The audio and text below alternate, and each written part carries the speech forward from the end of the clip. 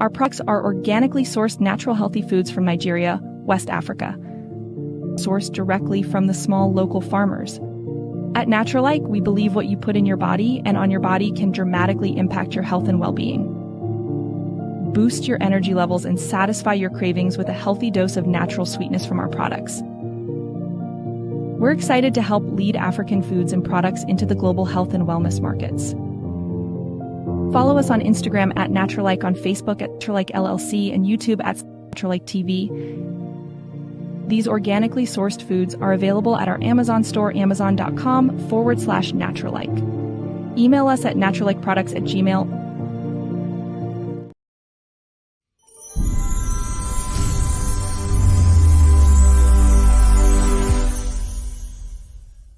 One of the greatest empires in world history was the Mali Empire. The Mali Empire was one of the most prosperous and powerful empires in the antiquity of Africa. Its growth and expansion from the 13th century onwards was legendary and pivotal in the history and culture of Western Africa. The Mali Empire Volume 1, from author J.P. Martin, available on Amazon, is a book which provides the full historical record of the Mali Empire. From their control over the trans-Saharan trade routes and development of great cities such as Timbuktu, to their influential royal class who produced notable African kings such as Mansa Musa, Sundiata Keita, and Mansa Abubakar Keita II, the Mali Empire made a significant impression.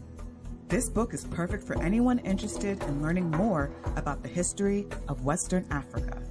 Order your copy right now on Amazon. The Mali Empire, Volume 1, from author J.P. Martin.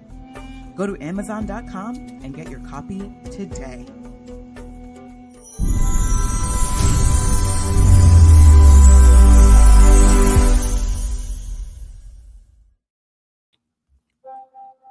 Peace, family. I hope all is well. I hope your hump day is going well. I hope you're having an awesome Wednesday. Do me a favor, hit the like button again. Please hit the like button. Also, make sure you share and make sure you subscribe. I will greatly appreciate it. It really means a lot. Before we get started, before we get into today's topic, which is going to be an interesting topic, shout out to my brother Fitzgerald Stevens in the chat room. Everyone, let's welcome our brother Fitzgerald Stevens. Shout out to Fitzgerald Stevens. We love you, brother. We love you. We appreciate you, Fitzgerald. Thank you for everything you do. Thank you for your contribution. Everyone, Fitzgerald, I have known Fitzgerald since 2007. That's 17 years strong. I have known Fitzgerald Stevens. Fitzgerald actually came to Senegal with us last year for last year's jazz festival. Was his first time 10 toes on the ground in Africa. And Fitzgerald, Taj Mahal, the world famous blues singer who joined us in the jazz festival this year, he watched your video last year just speaking on how this sense of peace you get when you go to Africa, how it helps you with your depression, and just the healing properties of just being 10 toes down in Africa. He said he understood the same thing. Like when he's in Africa, when he went back with us a couple weeks ago, he was at peace, just like you were. So shout out to Fitzgerald Stevens in the chat room. We have a couple of announcements. We are rolling to Nigeria. August 4th through the 13th. We have 3 spots remaining. Again, we have 3 spots remaining. Let me remove the comment. We have 3 spots remaining. So if you're interested in joining us, please visit danfo.africa. Again, please visit danfo.africa. That's danfo.africa. Again, that's danfo.africa. We have 3 spots remaining. Our tour, the tour we just did to That's beyond embracing and sad, but all think that America is something amazing. Okay, I'll get to your comment here in a second. So I just returned on Friday from I was in Nigeria. So first we went to Senegal, took a group to Senegal. That was a full trip. I mean, a full group. Um, had a great time in Senegal. And then from Senegal, I spent a week in Nigeria and had a great time in Nigeria. With that being said, I want to thank everyone publicly who joined me. I mean, who joined me on all of my tours, all of our experiences. I appreciate you, and also those who joined on the recent tour to this past tour to Senegal for the Jazz Festival. I want to thank you all as well. I appreciate it. Thank you for the support. It really means a lot. We had a great time in Senegal, ate the best cuisine in Africa, and maybe number one in the world, next to Haitian food. I love Haitian food.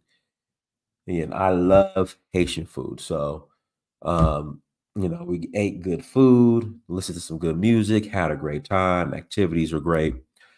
So we are rolling to Nigeria for the Oshun Festival, August 4th to the 13th. We have 3 spots remaining. Come and join us. And we're rolling to Zanzibar for Safari Blue, September 22nd through October 1st. But I had 1 spot remaining. But someone just texted me and said, Dynas, I'm putting my deposit down right now.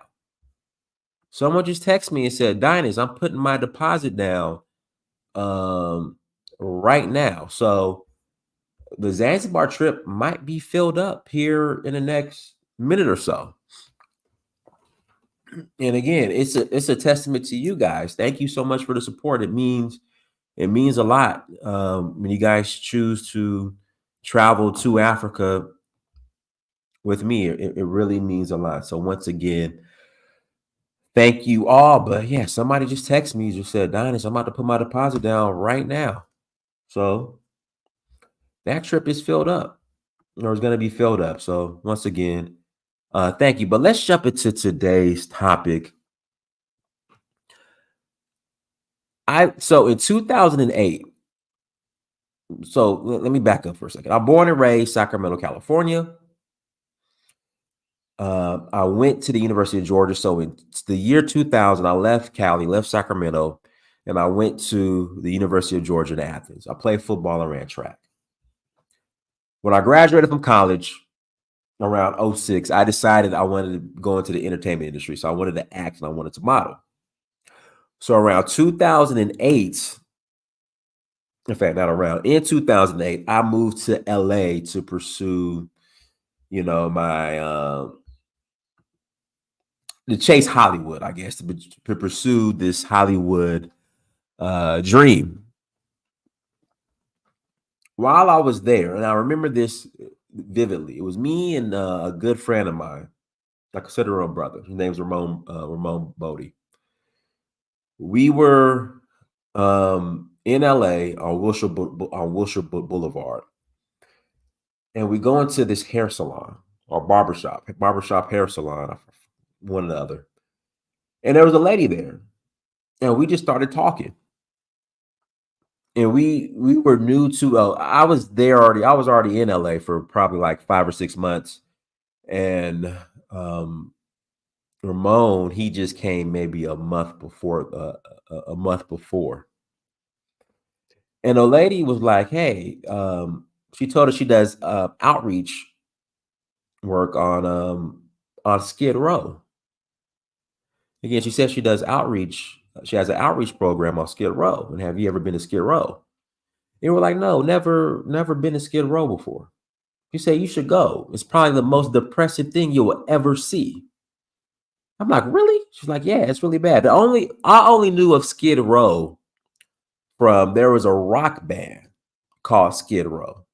And that's how I knew about Skid Row, but I never knew Skid Row was an actual place. So she was like, you should go to Skid Row. We have an outreach program. We feed the homeless on Skid Row. So I said, okay. So we went to Skid Row, and I was shocked. by the level of poverty. Again, I was shocked by the level of poverty here in America, and especially Los Angeles, California. California has what, the third or fourth largest economy in the world, or something crazy. So from that day forward, I started my own outreach program. I called it Project Peanut Butter and Jelly. So what I would do, give me a second. Okay, there we go. What I would do every Sunday, at least 3 Sundays out of the month, and I did this for 5-6 years, from, well, that was 2009 all the way up to 2014 before I left and moved back to Atlanta in 2014. I would go to Skid Row and I would feed the homeless peanut butter and jelly sandwiches, water, and fruit. And in around 2011, if Fitzgerald's still watching, this is when he encouraged me to take a vacation. And you guys know the story. I ended up going to Tanzania for the first time, and that was 2011. And Fitzgerald Stevens, who's watching, dropped that seed along with Yishak Abraham, who told me to go to Tanzania. And people always, when I told people I was going to Africa, they would bring up, the poverty and the wars, the civil wars, and the poverty and the hunger. And so I went 2011, and I was going back and forth every year. And I would tell people, the most poverty I've ever saw in my life in person is on Skid Row in LA, not in Africa. And people didn't want to believe me. People did not want to believe that the most poverty I've ever saw, the poorest, crime, people shooting up, like literally just shooting up in public on the street, was Skid Row. And people can't bring themselves to believe me. I'm telling you, I don't see this level of poverty in Africa like I do on Skid Row. Because don't get me wrong, there's certain, communities in the cities or countries I travel to in Africa that they have their poverty, but not on this level. Because in Africa, people might be poor or are poor. But again, just in Skid Row, you have poverty. You got people selling dope in the open. You got people getting geeked up, broad daylight in the open. I have never seen anything like that. And this is supposed to be a so-called first world country. And I kept telling people this, and people just don't want to believe me. So I'm going to pull up this interview I did with Seun Kuti. This is back, I think, 2018 or 2019, maybe 2018. Hold on one second. Master, turn this light off right here, please. Come here. Guys, give me a second. Hit that switch. No, that switch. The switch by the statue's right there. Master, that switch right, those switches right there by the statue. Turn the light off, please. Just give me a reflection. Turn it off, that light. Thank you. Okay, sorry about that, you guys. And people didn't want to believe me. So me and Seun came into town. He had a concert here in Atlanta. This is probably 2018. And we have a mutual friend, John Cashin. So John happened to be in town when Seun came into town. So we meet him, and then I say, hey, can I interview you? So then the following day, I interviewed him. And so we had let me just pull up the interview. Give me a second. Let me just pull this video up.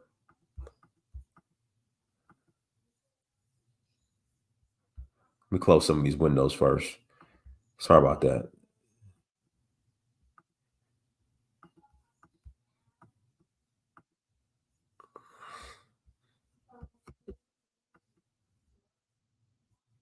Here we go. Okay, here we go. So I'm gonna play this video real quick. I hate saying real quick. I'm gonna play the interview, and we're gonna take our time. These car hacks are going to make your life way easier. If you need to Seun. I said Seun.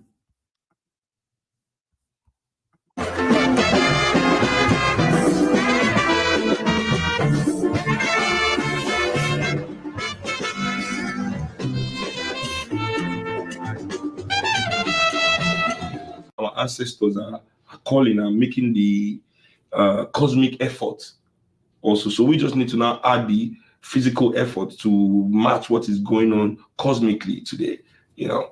So I really feel like we can't give up on unifying ourselves towards our emancipation. But the fact that we as motherland people go through the most immense of oppression and racism and subjugation. Worse than Black Americans. Worse than Black Americans. You think so, really? Because so this is where it stemmed from. So Seun's argument was that the, I guess, racism or struggle in Africa for Black people is worse there than it is our struggle here in America. So you guys can get an idea where in the direction this is going. It's just they don't listen. Are you for real? Yeah, I'll take you to Africa. I'm always in Africa. Yeah, but where are you? Where are you staying? Poverty that people. Well, it's not. Where are you staying in Africa? I stay in Ife. I stay in Osogbo. Where? I stay in my friend's house. I mean, my friend's house. Yeah. My thing is, let me take you to some neighborhood. You won't last 1 week. Well, let me take you to Skid Row in America. All they have is guns. They are escaping with some. See, this, and this is where it started. So, again, Skid Row is the worst I've ever seen. And especially for the Black race, because the majority of people on Skid Row are Black. Guns, but I will survive if they didn't want to shoot me. Nobody will want to shoot you in these places I'll take you to. But I'm sure you want to go back to the States or at least move to my house in 3 days. Well, I understand. You'll be like, she'll take me out. I'm a celebrity. Get me out of here. No, but what I'm saying is, the thing that, again, I've seen some parts in Africa, but the worst I've seen is Skid Row in LA. I've not seen anything worse than Skid Row in LA. You've not been to some parts of it. You know, when you go to Africa too, Africans don't like showing the world. No, I go everywhere. Watch my page. I go everywhere. Ask John. I go everywhere. I've seen it. Nothing's worse than Skid. Have you been to Skid Row? I've not been to Skid Row, but I've been to my family house in Freetown. We didn't have a toilet until. And so she brings up her family house in Freetown. And guess what? I'm Sierra Leonean too. I've been to Freetown. I go to Freetown all the time. Again, nothing is worse than Skid Row. Let's continue. 2014. Mm-hmm. Go to Skid Row in LA and then tell me if it's We didn't have a toilet. People don't have shoes. They don't have running water. They don't have electricity. But this is not. Let's not do like who is suffering. You have whole zombies on Skid Row. And I know they have the Kush issue going on right now in Freetown, but even with the Kush issue in Freetown, Skid Row is zombie land. And at the violence, at the crime, at the lawlessness, guys, excuse me, lawlessness.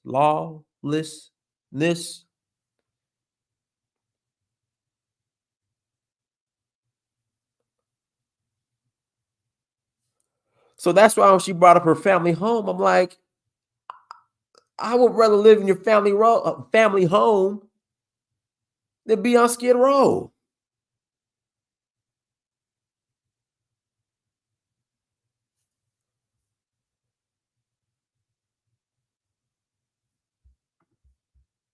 suffering. I hate when we do like who is suffering the most. But what I'm That's saying like is, it's not even about who's suffering of the most. It's about the scale of suffering that exists in Africa with African people in comparison to what people are dealing with here. It's not even on the same. It's not even on the same. It's not in the same realm of reality. It's not in the same realm of reality. You cannot argue. And on top of that, not only do you have extreme poverty, you have high death rates. Like half of our family just was wiped out last year and the year before because the healthcare. Well, see, you can say the same thing now when it comes to America with COVID. A lot of people's families are being wiped out because of COVID. So, and again, being in Sierra Leone and myself and being in Freetown, Skid Row is the worst I've ever seen, period. And this is in a so-called first world country, one of the richest economies on the planet. Guys, hit the like button. If you have not hit the like button, please hit that like button. Thank you. I'm very familiar with Makoko and Lagos. Skid Row, by far. Our system is terrible. So there's no comparison in terms of the scale and what it is like for the vast majority of Africans in Africa. Like you can't compare you can't compare that to Skid Row here in the United States. Like the amount of poverty, the scale of poverty, the way that people are suffering is the case for many more Africans in Africa than it is the case for people here. See, I disagree. I disagree. I disagree.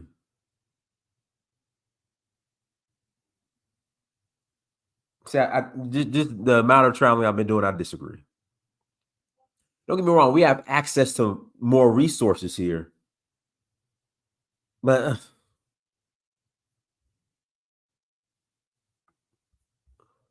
I mean, how many Americans will relocate to Africa? Like migrate to Africa? Do eventually. Trust me, Africans are entering the Mediterranean and they can't even swim just to get to Europe. You know, that's how you know the poverty is real. You know, malaria kills more people in Africa than AIDS. I would say this. I think a lot of this stuff can be avoided easily. Yeah, you know what I'm saying. We're not talking about what would be. We're talking about what is. We're talking about what is. And that's the point I was making. A lot of these issues can be avoided. That's my personal opinion. So malaria kills more people in Africa than AIDS or any other disease. We're talking about a mosquito. We're not talking about like, you know what I'm saying? We're talking about a mosquito. Also, how many African Americans or ADOS migrate to Mexico? Why? Why would they go to Mexico? Exactly, because the suffering here. Wait, let me finish. The suffering here. The suffering here is not as bad as the suffering in Mexico. Just Mexico next door. No, I'm gonna tell you. The reason why ADOS don't want to go to Mexico because they know the blood equity they have here in America that's owed to them. And they have it too in Mexico. I mean, Black people are owed money everywhere. If you're going to go to that way, we are owed money everywhere in this world. Every nation owes us money. True. Right. Exactly. If we're going to go that way, everybody owes us something. True. So don't say because they don't owe you money in Mexico, you don't want to go there. No. They owe you money there too. They owe you money everywhere. But we just choose to collect the American one. If that's what we're after, still, it is not enough reason not to connect to the larger struggle of African emancipation as motherland people. And let's talk about unemployment rate. Let's talk about life expectancy. Let's talk about infant mortality. Let's talk about women's mortality in the process of childbirth. Let's talk about access to healthcare. Let's talk about starvation, hunger. All of those things are huge scale in Africa for a large number of people. I'm one generation away from people. I'm not buying the whole starving argument in Africa. People eat in Africa. This idea that starving is, people are starving on a grand scale in Africa, that's just not true. That's just not true. Who had to fill their mouth at a spigot every day just to be able to eat. So this idea that Skid Row, I mean, it's actually insulting, really, to think about. It's insulting for people to downplay the power of oppression in Africa and the fact that it comes from an elite class of people. So in cahoots with who are in cahoots with white supremacists. And not only do they have to suffer these the physical manifestations, i.e. the hunger, the life expectancy and all the rest of that, but people deal with their lives as if they're chickens. So if you say the wrong thing to the wrong person at the wrong time, you will disappear. That's it. That's here in America. Say the wrong thing to the wrong person who's having a bad day here in America. You done. They will take you out here too. There's not going to be any news coverage. There's not going to be any march. There's not going to be any protest. There's not going to be anything about you. You're just gone. And that's the same thing here in America. The only time Black people protest about the death of Black people is if a cop is involved. If it is not a police involved shooting, no one is not saying anything.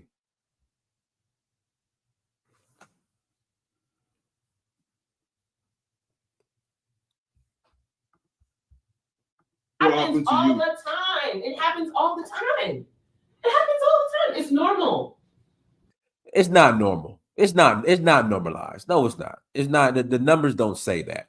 It's more normalized here than it is over there. It's normal. Look at all the countries in West Africa, and I'm just talking about West Africa, that have undergone civil strife in the last 20 years. So I want to address that. So a number of these West African countries are brand new countries. They're only like 50, 60 years old, 50 to 60 years old. Here in the United States of America, we had a whole civil war for the most part after our independence, a whole civil war. So, there's levels to this. Everyone except Nigeria. So what are we talking about? What are we talking about? I'm Senegal. Like my family is Sierra Leonean. I have cousins who had to sleep under a bed for the duration of the Civil War. Who's doing that here? You will hear stories. Sorry about that. You will hear stories of people in the hood who said they had to sleep in a bathtub because of all the gang violence. You had the 94 crime bill. Hold on one second, guys. Let me text this person.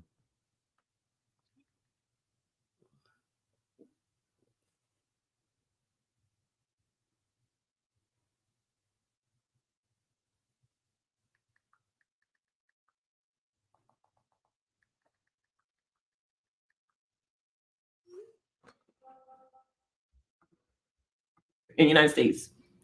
I'm saying, but we dealt with that over time and put in blood equity, so we didn't have to deal with it. We've been dealing with it. We didn't stop. It never stopped in Africa. It never stopped. It never stopped. It doesn't stop. So from the time of the beginning of the transatlantic slave trade till today, Africans are still dealing with that. It's just in blackface, like he's talking about. And also another thing about Africa as well is that most people forget to put into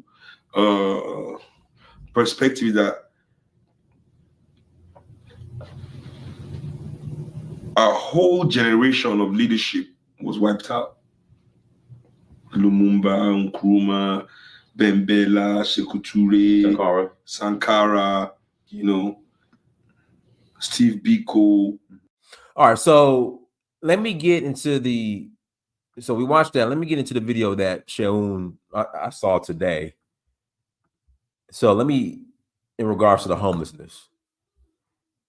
So again, my argument is that poverty, homelessness is worse in America than Africa. That's the argument I have been saying for years since I first went to Skid Row, since I first went to Africa. I have not seen poverty on the level of Skid Row anywhere. Now, Seun is bringing up San Francisco. San Francisco's a dump. All right. LA is a dump. And the poverty in Skid Row in LA is worse than San Francisco. But let's listen. Hold on. Let's listen to Seun. Hold on. Here we go. Or good. Even now, go Central, go City, Piccadilly, everywhere. They point you where?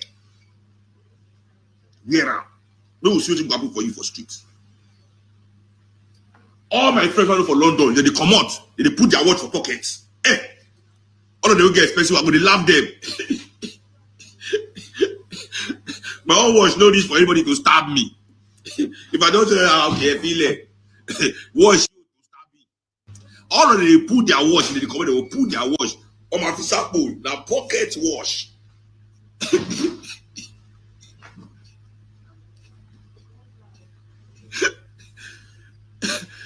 Your first put when you reach where they go again, you wear out. When they come up on their car, they will pull out, put out for pocket. I say, which kind of wahala be this? Why you don't buy the watch? Why you buy this stress? Now this watch is stressing your life.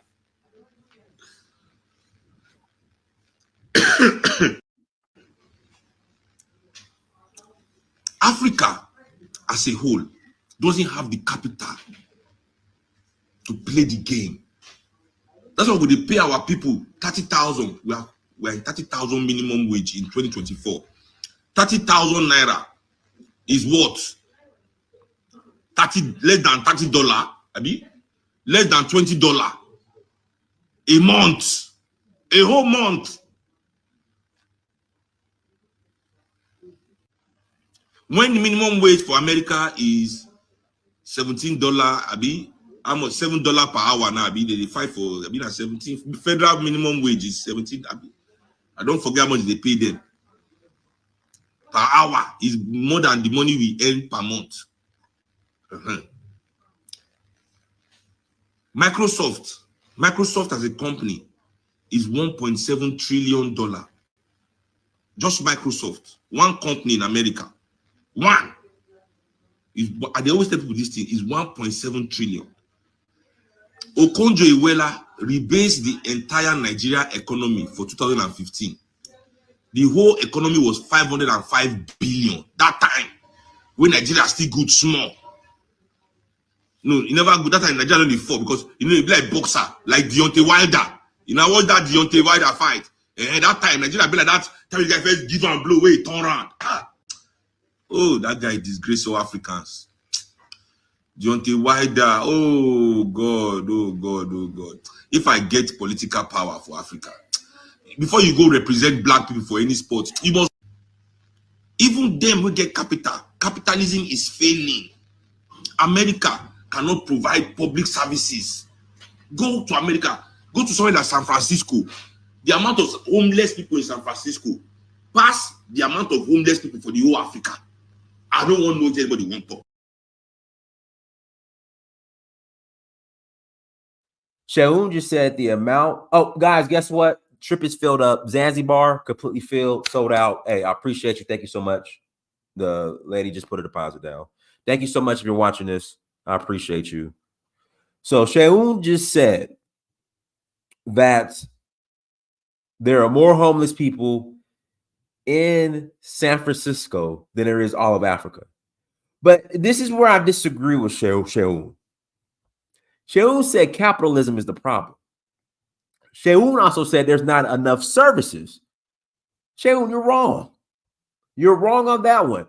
California is the most socialist, communist nation states, one of the most socialist, communist nation states on the planet. You have no idea the amount of social services that are available to people in California, especially San Francisco and LA, just California period, especially San Francisco and LA.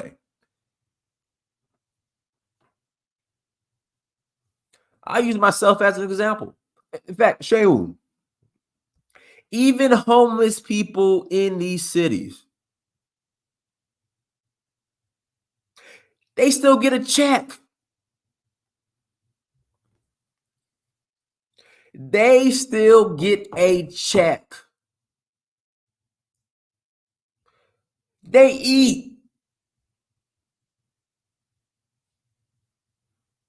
They get, people aren't hungry on Skid Row. I used to be on Skid Row twice a week. There's so many services for homeless people in California. There's more services for homeless people in California than there is for the hardworking 9-to-5 man.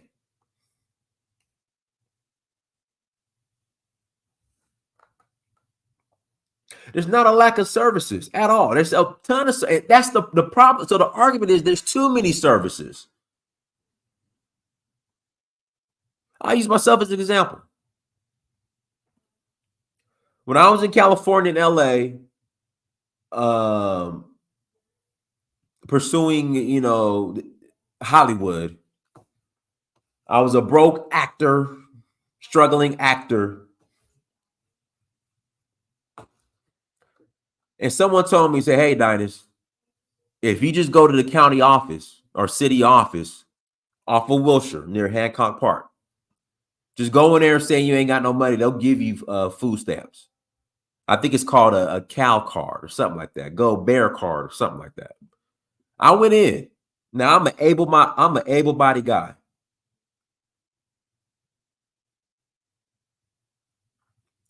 I walked in to this office, and this is back in 2009. I'm a single guy. I walked in.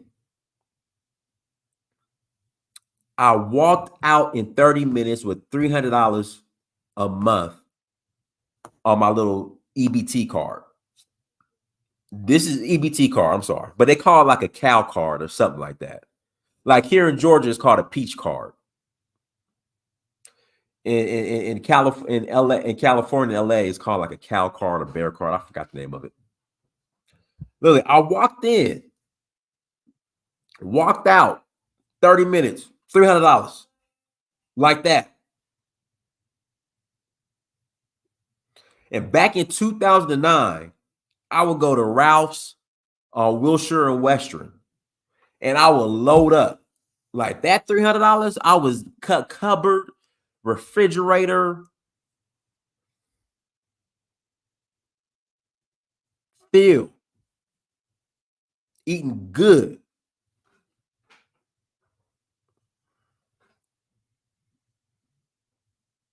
Eating great.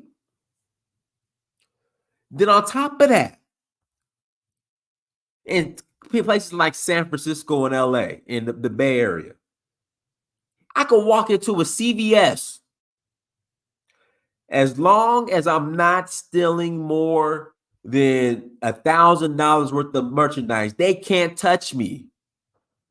I could just walk in, smash it, and not even smash and grab. I could just walk in, take stuff, walk out, and they can't touch me. So you got the services from the government, services from the city. I could break the law. They can't touch me. And people call Nigeria lawless. Go and try to steal somebody's shit in Nigeria and see what happens. Again, go and try to steal somebody's shit in Nigeria and see what happens. Or anywhere in Africa.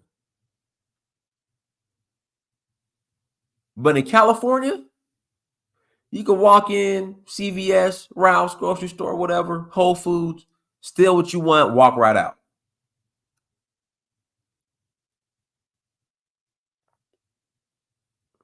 But he's at least admitting that the homeless problem in America, he said just San Francisco, but I'm telling you, Skid Row is worse. It's worse than all of Africa. I've been telling you guys that for years. I've been telling you guys that for years. But hold on, let's see. Since this is on Instagram, I can't like rewind it.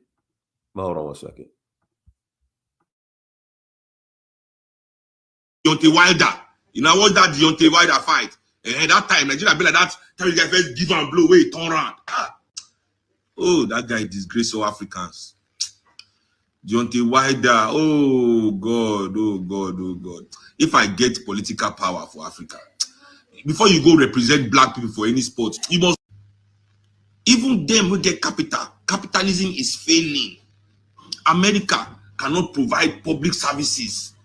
Go to America, go to somewhere like San Francisco. The amount of homeless people in San Francisco pass the amount of homeless people for the whole Africa. I don't want to know if anybody wants to talk. Bring the whole homeless people for Africa outside. Let's count them. And let's go to San Francisco and count. Go LA, New York. Everybody go to shout, Africa is dangerous, Africa is dangerous. And now, if they born you where better watch go East London. Where better watch go to Koja Hackney, when you watch Gidi, or even now go Central, Gongon City, Piccadilly, everywhere. They born you where? We will switch back for you for streets. All my friends are for London, they come out, they put their watch for pockets. All right, guys, links in the chat room. If you want to call in and add to the conversation, please click on the link. Again, if you want to call in and add to the conversation, please click on the link. I would love to have you guys on. Please come in and join us. Again, link is in the chat room. Go ahead, Delroy. Hey, Dennis, how you doing, man? Long time no hear. I'm doing great, man. Nice to have you on. All right, beautiful, beautiful. This is actually a perfect subject today, man. Yes, sir. Well needed. Boy, Dennis, I'm going to one upon you. Matter of fact, I'm going to two upon you. Go ahead. You said California is the worst you've seen. Skid Row is the worst I've seen. Skid Row. Yes, sir. Boy, the worst I've seen is two places. West Virginia, the Appalachia area, and Kentucky. I forgot which mountain area I was in. White folks is the worst I've seen. Right? Really?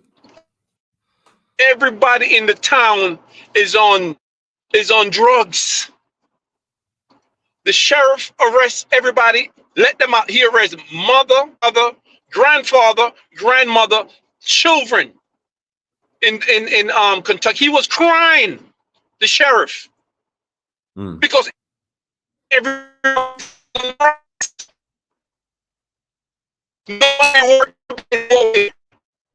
have no.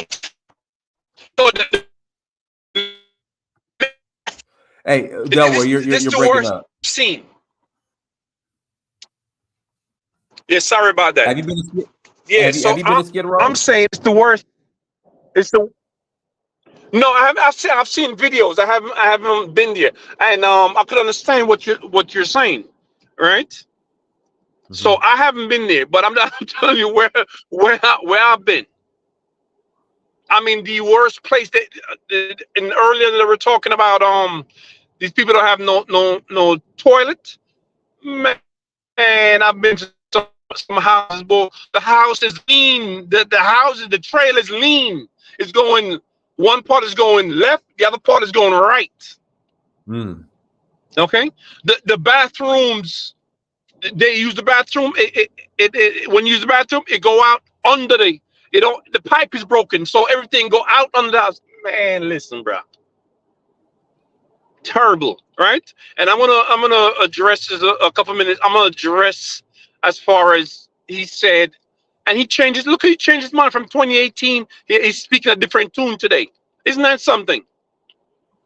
You know. Mm-hmm. But Delroy, you're breaking up, Delroy. Hello.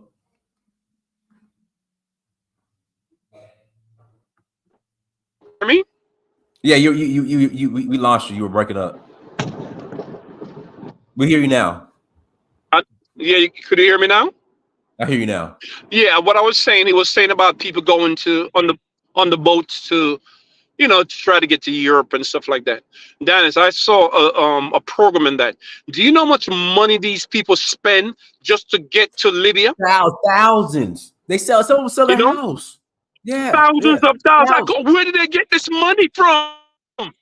Right. U.S. dollars. Nigerians, some from Senegalese and other people from all over. All this money they charge them. Sometimes they take their money and leave them in the desert. Right.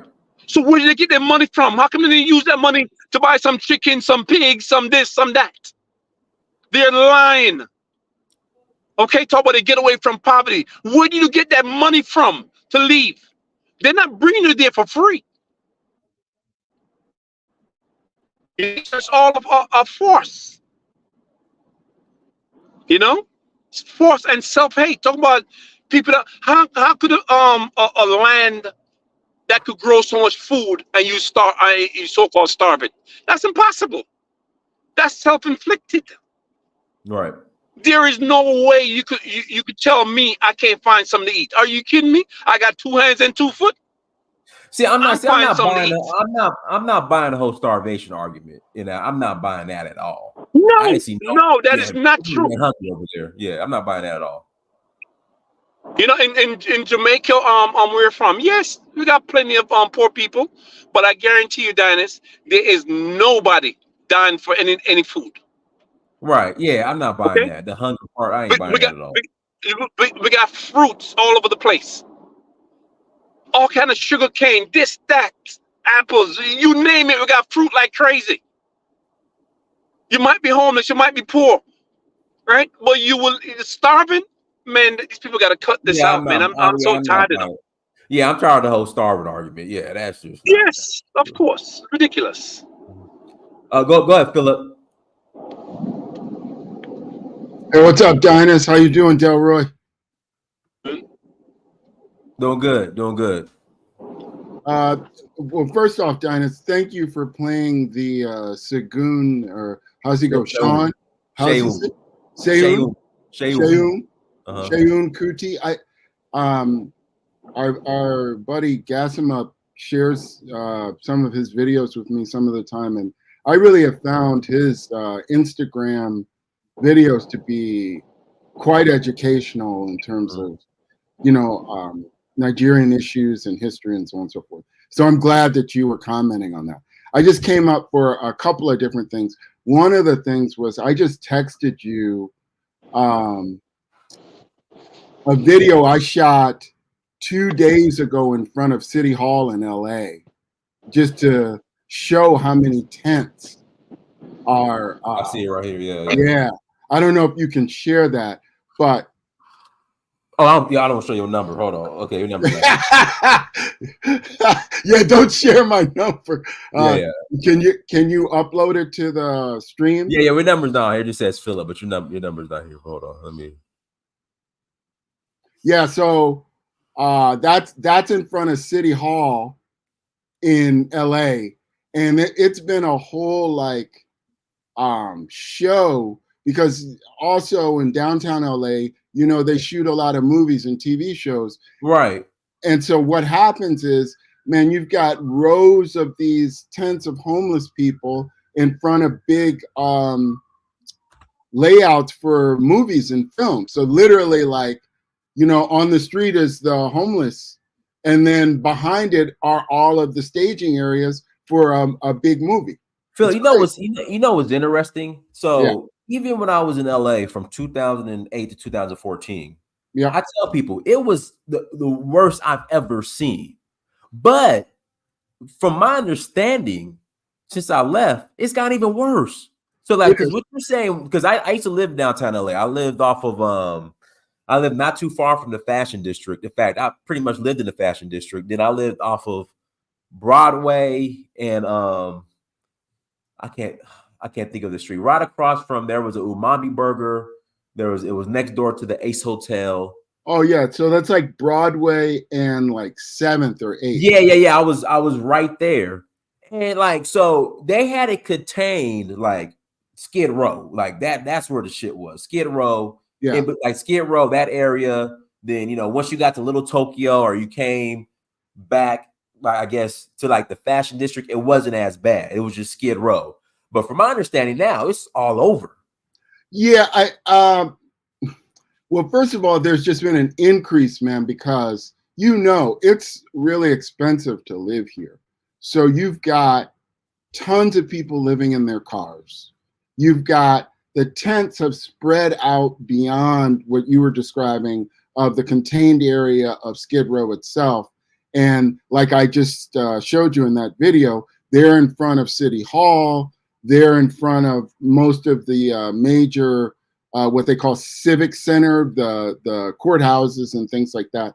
See, it wasn't like that when I was in LA. Like they weren't in front of the courthouses, City Hall. They weren't there. It was just Skid Row.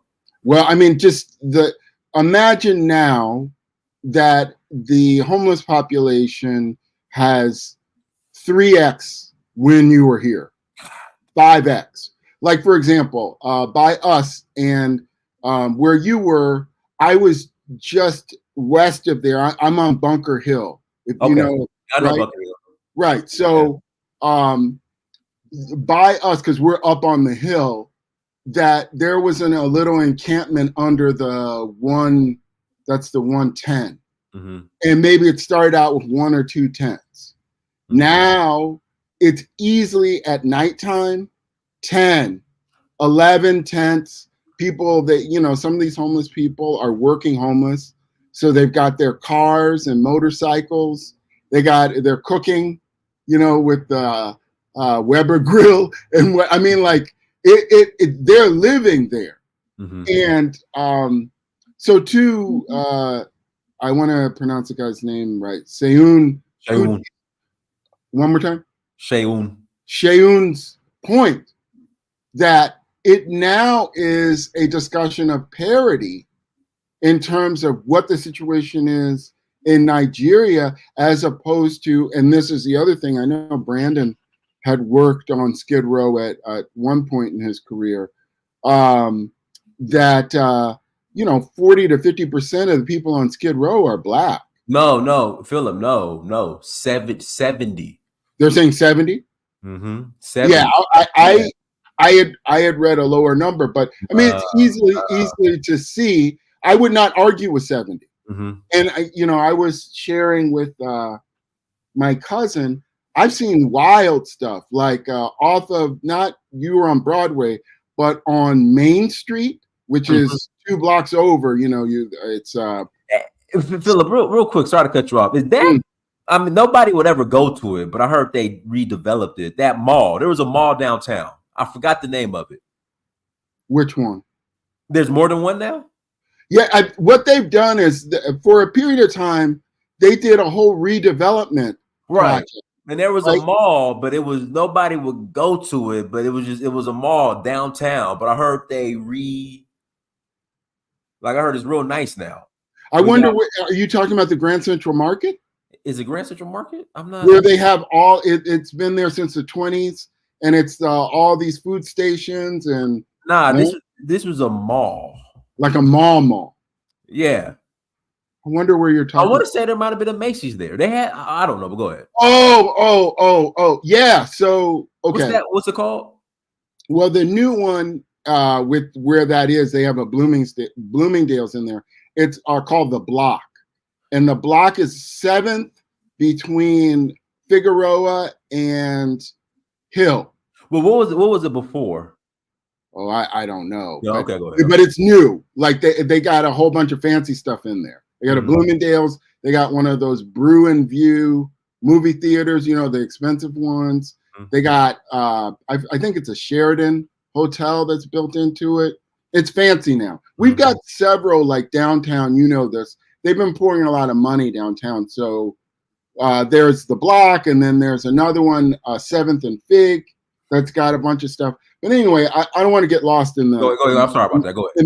No, but I mean, you know, it's relevant because it is my view, and I'm going to let Gas him up speak as well, because we're in the two big. Yeah, that we're, you know, I'm in LA and he's in New York, to kind of talk about, what is happening here is coming to a town near you and some of the because we're in some of the biggest cities in the country. So this is what I wanted to say with regards to the homeless. Look, man, we passed a resolution, a proposition in California to try to deal with the homeless problem that, I forget what the percentage is, but it was like 10% of revenues were supposed to go to try to solve the homeless throughout the state.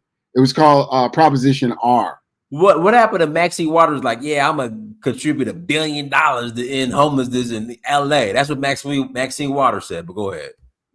Do you think she did that? Of course not. But I'm just saying, she said that. She said she was gonna end homelessness. Well, she said that, but go ahead. let's just say that she didn't succeed. But listen, it's an issue. It's a real issue, and it's a Black issue. And it certainly is an issue to talk about Nigeria as well, because, I've been on this for some time, and I will use your catchphrase, everyone needs an Africa plan. That the situation now economically is such that everyone needs an Africa plan. If you are thinking, oh, well, it'll work itself out, we'll bring in this new political group or that new political group, and that Black people will fix it. No, man, it's because it has to do with the economics and inherited wealth. And the biggest problem that Black Americans have is that we don't tend to inherit any wealth from our families, but yet the prices of things now are such that we won't be able to afford it with just our wages. You need that inheritance.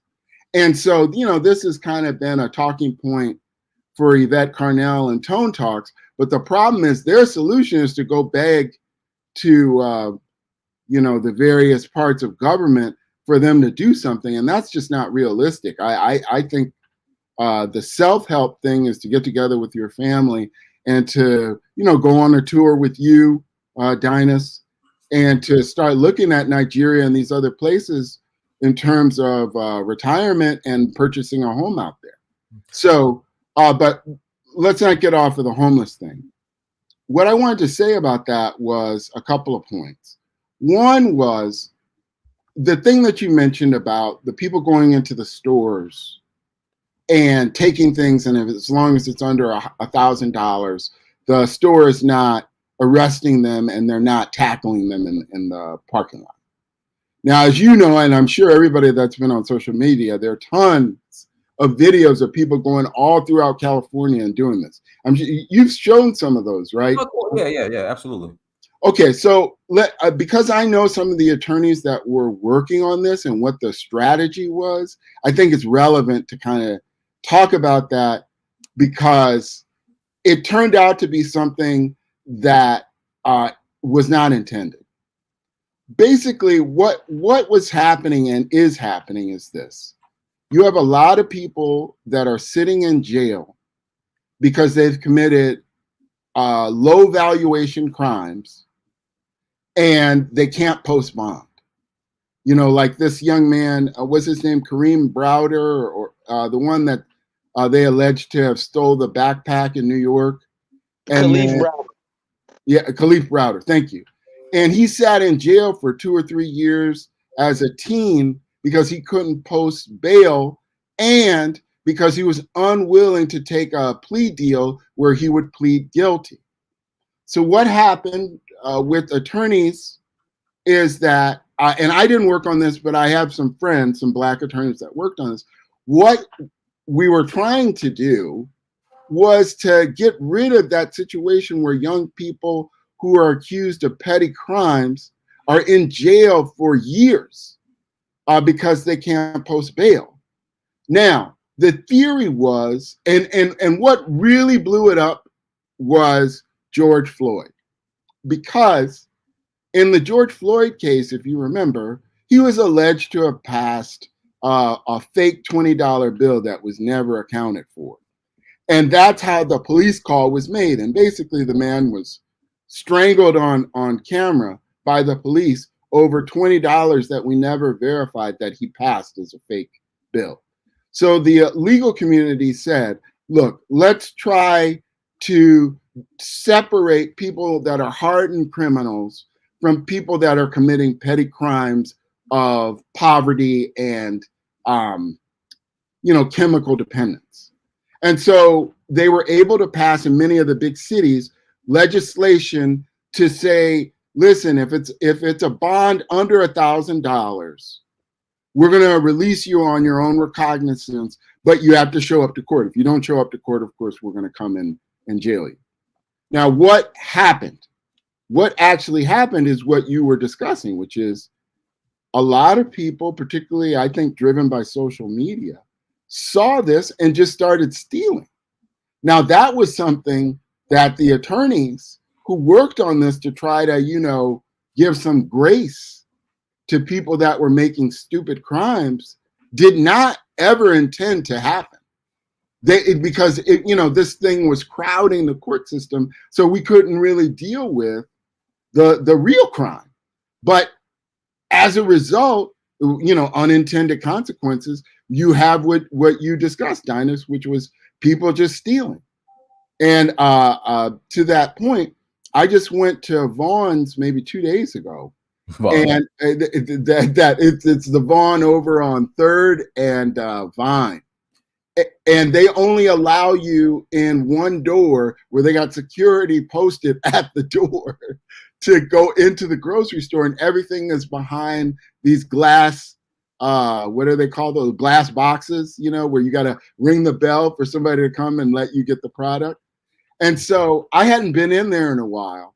So on my way out, I asked the security guard, what the hell is going on? I hadn't been in here since you shut down the second door. And I was like, is the theft really that bad? And the security dude told me, yeah, absolutely, it's this bad. And I was like, well, who's stealing? Is it the homeless? Or he was like, man, everybody. Yeah, everybody. Yeah, that's what he said. And so that said to me, this situation is deep. It's entrenched. And so the final point that I wanted to make on the homeless problem in talking about Proposition R is this, is that now what you have, unfortunately, is people that are in the business of homelessness. So you have people that are working for these, what do they call the public, they're non-for-profits. And they're pulling down a salary of $150,000, sometimes $200,000, $300,000. And the resources is going to staff, not to homelessness. So in other words, if they solve homelessness, they put themselves out of a job. So their job is not necessarily to solve homelessness. It's to maintain it in such a way that people see some sort of improvement, but not enough that they're unemployed. So I'll land my plane there. I know there are other people that want to speak. So Philip, this building, 315 East 8th Street, that's where I stayed when I was in LA for a year. My rent when I was staying there in 2012 was like $1,300 a month. Oh yeah, that's Look at this, $28.95. Yeah, that's right. That's right. Yeah, brother. Who can afford this? Because I was making good money. I had my sales job. I was making good money. Brother, you cannot live downtown. This is for a studio, downtown LA. You cannot live downtown LA for under $2,000 a month. No way. No, I'm talking about, they have these things called micro studios now. I think they're 500 to 600 square feet, and you're going to pay at least $2,000 a month for sure, and up. If you got more space than that, you're looking at anywhere. Like if you know the Roosevelt. Yeah, I know the Roosevelt. But the Roosevelt is a low-key homeless shelter. You talking about the one downtown, right? Yeah, I'm talking about the one off of 7th that's upscale. The one where what's that fancy burger place? It's not Umami, I forget. The counter. That right there on 7th and Flower. That place is like starting $3,200 for a studio and it goes anywhere from 3,200 to about $6 grand. But downtown, there was like another building from. So when I moved to Broadway, there was another building on Broadway where it was like subsidized around that area, and it was dirt cheap. I wonder, like, oh, it's gone, bro. And all of that stuff, they have closed it down and remade them into fancy lofts like the one that you're showing to get those people out. That's part of the issue. The issue is that it's not being necessarily driven by market forces. It's driven by people that can afford to pay. And then on the real high end, that which is people that are buying condos and stuff, it's a lot of foreign investment, meaning people from overseas, usually from Asia, and they're not even living in the unit. They're just using it as a savings account to get the appreciation and to take loans against it. Exactly. So I'm a real estate broker. In the city. Emoji, let me pass it to Gaston up first because he was next, and then I'll pass it to you. Go ahead. Yeah, thank you. I went a little long. I apologize to the panel. Oh, no problem. Go ahead, Gaston. No, not at all, Phil. You dropping knowledge. Shout out to everybody on the panel. Shout out to Dynast.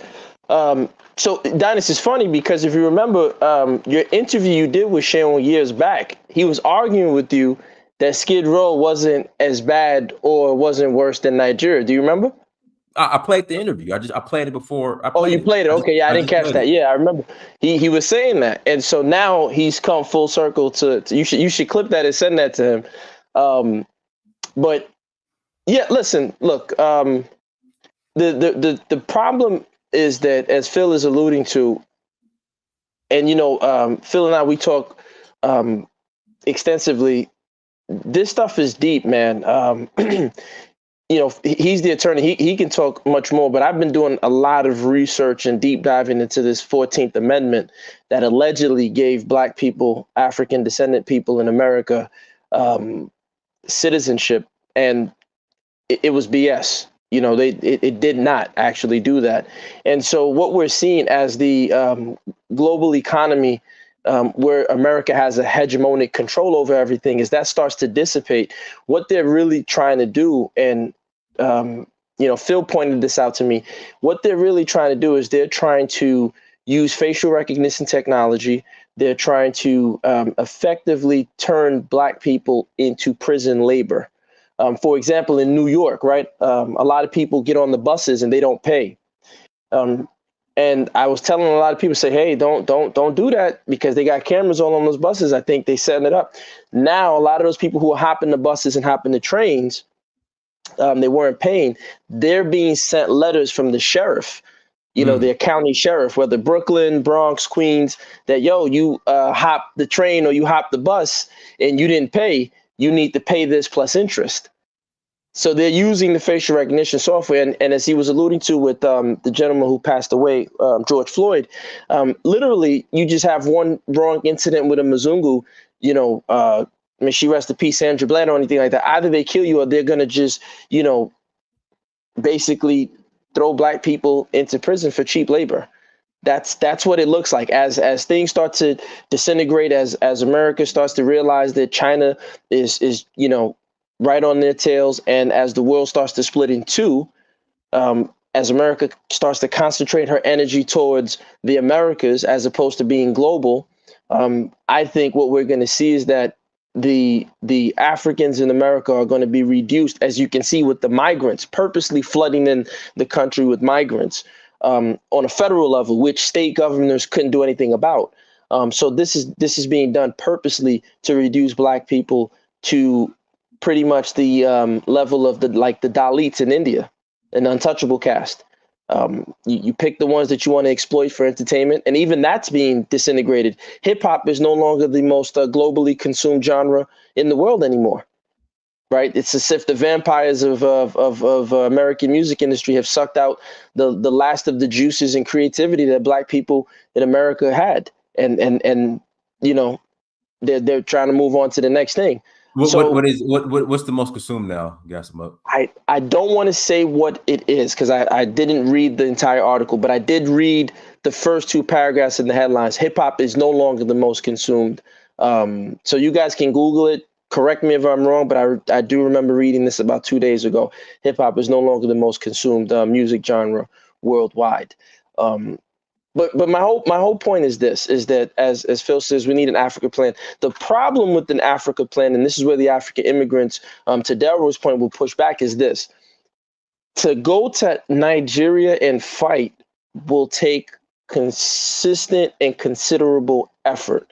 When you see how, you have people such as the current administration, I don't want to say any names because this is dying to show he has, political ties to Nigeria. So I don't want to say anything that'll mess up his money. But when you have the current administration making policies that are pretty much straight out the IMF, Chicago School, Milton Friedman handbook of nonsense, which has never grown an economy, it becomes very difficult for the average citizen in Nigeria to say the country is working for them. So it's tough. I agree that it's getting worse and worse in the United States for people to live. But at the same time, basic services to a certain degree, if you're not from a certain political class in Nigeria or an economic class, you're not always going to get those services. So that Africa plan is going to entail fighting on the part of all of us, going back there to let these politicians know, like, look, enough of the BS, enough of the old games that you guys used to play, sending your children to go to Ivy League schools in America and London. Enough of you hiding, our resources and our money in Swiss accounts. If you don't do right, we getting it back in blood. But it's easier said than done. I'll end with this. The Nigerian Labor Congress went on strike for an increase in the minimum wage. They went on strike for 2 days. That's it. I'm sure they got the Ghana must go bags. Dynas, the Ghana must go? Of course. Yeah, so I'm sure they got their Ghana must go bags filled with some funds, and that's the end of the fight. So it's going to be a fight. But once that fight is had and the people are able to get power back from the politicians who are in bed with the West, I think definitely Africa will be the wave of the future. Yamoja, your device disconnected, so I can't bring you on. So when you get it back connected, I'll bring you on. Guys, links in the chat room. If you want to add to the conversation, here we go, Yamoja. But Philip, the building is the Eastern on Broadway. They had like some rent subsidy units there. It's called the Eastern. Yeah, I know that building. That's Fancy Town now, bro. They got fancy stores and so on. I forget what designer brands are right by that. But the irony of that is the Ace Hotel went bankrupt. Are you serious? Yeah. So Philip, my building, the building I stayed in after the one I showed you is right next door to the Ace Hotel. Yeah. Right next door. Yeah. Yeah. So I think, but you know how this goes, Dynas. They already did the major rehab. So it's probably going to be bought by a Hilton or a Hyatt. It was a nice. So it was. So when I left in 2014, that's when it opened. Correct. Yeah. All I'm saying is it's not going to go away. It's going to be swallowed by one of the, monopoly hotel chains. It'll probably be bought by Hilton or Hyatt. But, all right, go ahead. Yeah, go ahead. Yamoja. See, Yamoja, you can't be calling in on your Obama phones.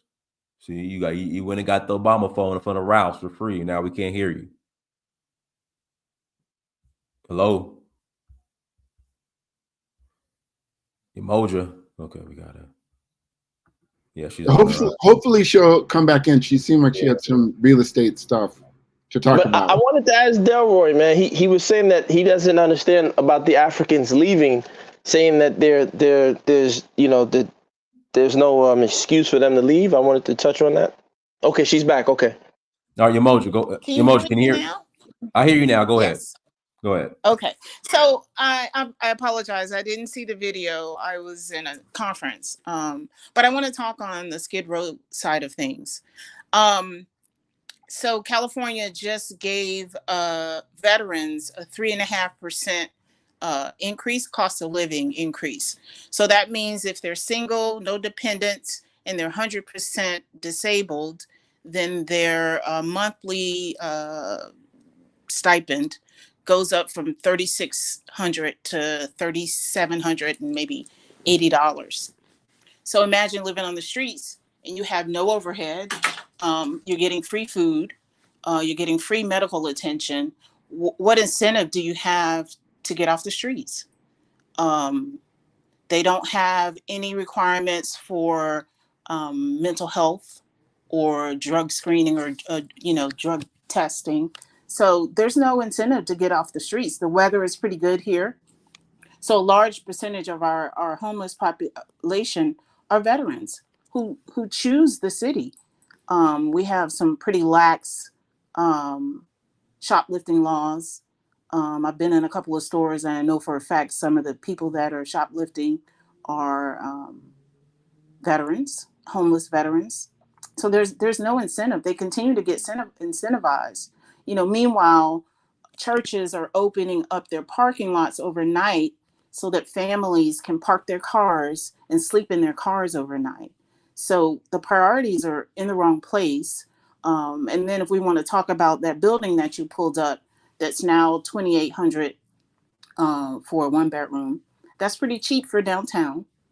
There are efficiencies in the city about 750 square feet that are $3,000 a month in rent. So no family can live in those kind of spaces. Developers are getting leeway to build new construction with no parking.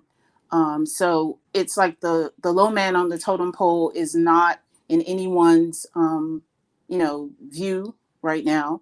And we're just subsidizing housing to sit vacant. I think Philip talked about properties being bought out by a lot of folks in Asia. They buy them and they leave them empty. They have no incentive and they aren't forced to rent them out to anyone. I kind of feel like if you take an FHA loan to buy a property and you turn it into an income property and you get that 2.5% interest rate, if you got that rate back in 2020, you should be required to put your housing on the market. You took federal funds. Well, that's like, because my home I buy with FHA, and to this day, like when I call into my mortgage company, they ask, do I still live in my home? Because that's the rule. Like you are supposed to be owner occupied if you go FHA. But wait, Danish, you said something earlier about majority of them being people on Skid Row being African Americans, but the sister just said most of them are veterans. So are they Black veterans, or which one is it? Both white and Black veterans. So right. One point I wanted to throw in here is most of these people that are buying them as investment properties, they're not getting an FHA loan. They're paying that. Who I'm speaking of. I'm talking about the folks who ran and got properties in 2020 and have stayed in them the 3-year requirement for some federally backed loans and have now turned them into income properties that they should be required to offer affordable housing. But sister, I didn't get the clarification.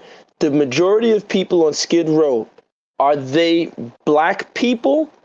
Or are the majority of people on Skid Row are Black. So they're not veterans. Well, you could be Black. You could be a white veteran. You could be a Black veteran.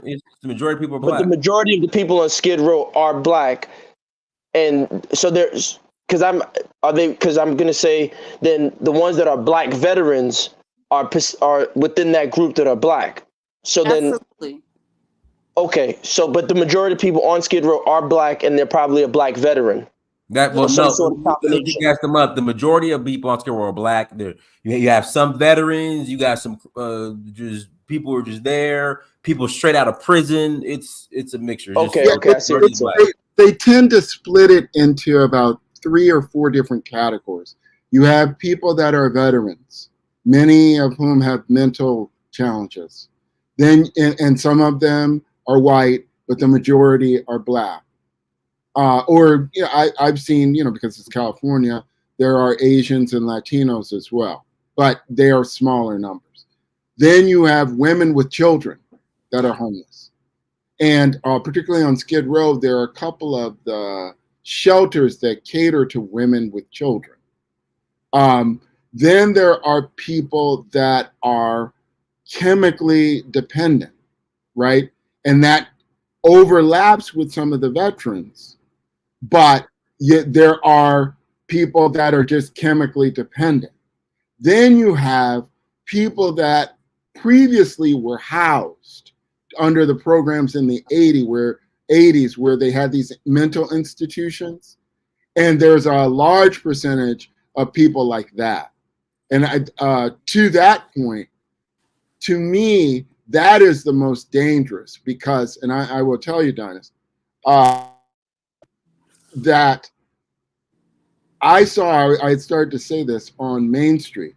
Last year, I saw a man who was completely unclothed, meaning naked, with his, thing bouncing around, walking down the street on Main Street. Pause. Hey, pause. Yeah, it was wild. Pause. It was wild. And even more wild was they were filming a TV show right by where he was, which is why I looked over there. It was a big movie staging area, and then here comes your boy with no clothes on. I also saw just up the street from that, not the same day, a person taking a full bath with soap on Main Street, taking the buckets and pouring it over their head, and there's lathered up and whatever. It's alternative world homeless in LA, and almost like a third world country. Yeah, and it's not just Skid Row. Like, I think people are stuck with the 90s vision of Skid Row being the only place. You can go to the Santa Monica Pier right now, and you'd be inundated with a homeless population that have just camped out, and they can't get them out of there. So, there are a couple of initiatives that the mayor has, put out there, but it's not solving the problem. It's just a Band-Aid. And, then we have the ADU side of things where they've relaxed the accessory dwelling unit requirements and code process, supposedly to solve this problem, where people are now using that lax process to now build $100,000 ADU units that they can now sell. So they're not even solving the problem with adding another house on the back of an existing property. No one's trying to solve this problem. Wanted to. Can we have a dialogue back and forth, Emoji? Yes. I don't want to cut you off. You were about to make a point, so I want you. No, go ahead. What I wanted to say about this is we're not dealing with the elephant in the room, which is the HOPE Act that Clinton passed. What was that, in 1994? Mm-hmm. Where all of the developments, even federal developments, have to be sent through private development. So instead of public housing, we have what they call affordable housing. Yes. And what that tends to be actually are college students and people that are just starting out their careers. It does not tend to be people in poverty or people that are really housing insecure. And that's because it's not required to be. And also because in making it a private sector venture, the incentive for the landlord is to have someone that's not going to wear out the property in the same way that, let's say, a mother with 3 kids would. Absolutely. Absolutely. And in fact, so we need to get to the nuts and bolts of it. Affordability means paying less than 1/3 of your income for housing. Low income means that you fall below the median income level within a particular jurisdiction. So to say that we're building affordable housing is not saying that we're actually addressing homelessness, because the low income are the ones that are being outpriced. And no, you don't see any low income housing being built. You're seeing so-called affordable housing being built. So we won't get people off the street if we're building affordable housing, because affordable housing means paying less than 1/3 of your income. So if a housing development is above 1/3 of your income and you're employable, you can go get a second job and bridge that gap between what's 1/3 of your income and what isn't. Low income is you're way below the median income for your area. That's a harder gap to close. And no one even really wants to rent to you with such a large gap. So we aren't building housing that's going to solve the homeless issue. We're So can I trying to ask you solve guys a affordability philosophical issue. question? Say that again. I want to ask you guys a philosophical question, right? So, Dynast, whenever Gaddafi would come to the United States, he would stay in a tent, right? And the people of Libya, historically, right, when you look at the way migration patterns of humans before these things we call metropolises were created, right? Urban dwelling was created. Humans were, for the lack of a better term, they weren't in one fixed locality. People would get up and move from place to place.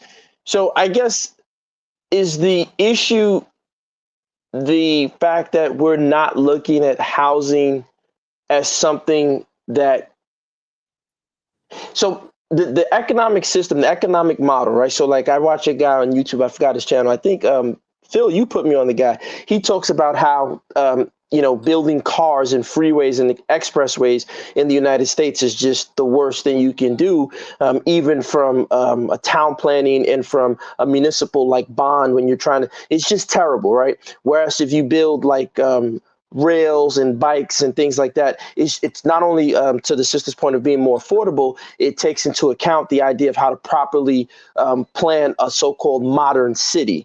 And do you think the problem is that we're not having a re-understanding or a new way of looking at what we're calling housing today?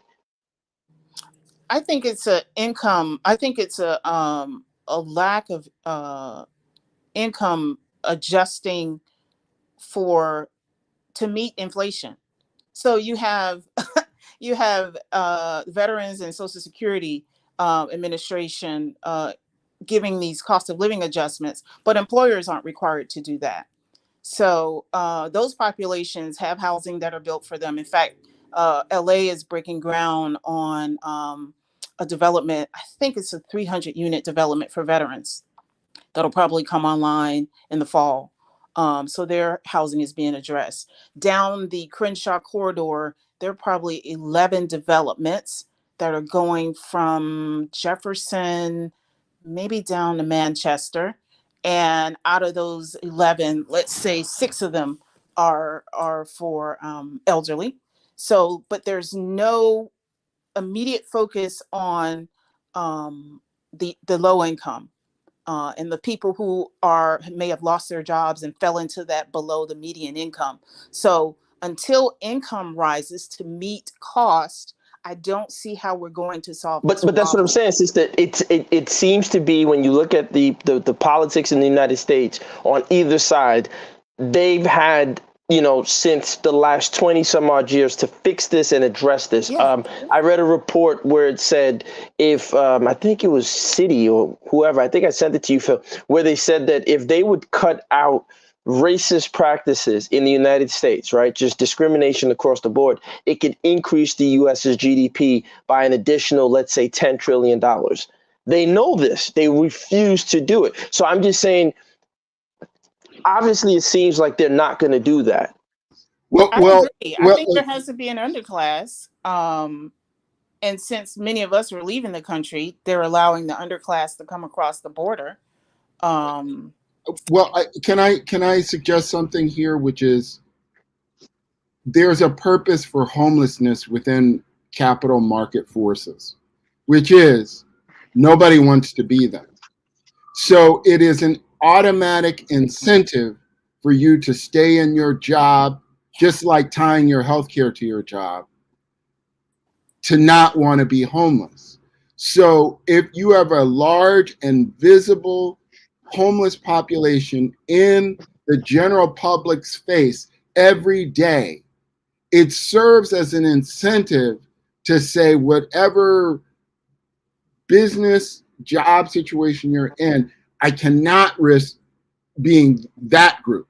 And so therefore, I'm willing to put up with whatever I need to put up with to keep this health care or to keep where I live or anything to stay from living in my car.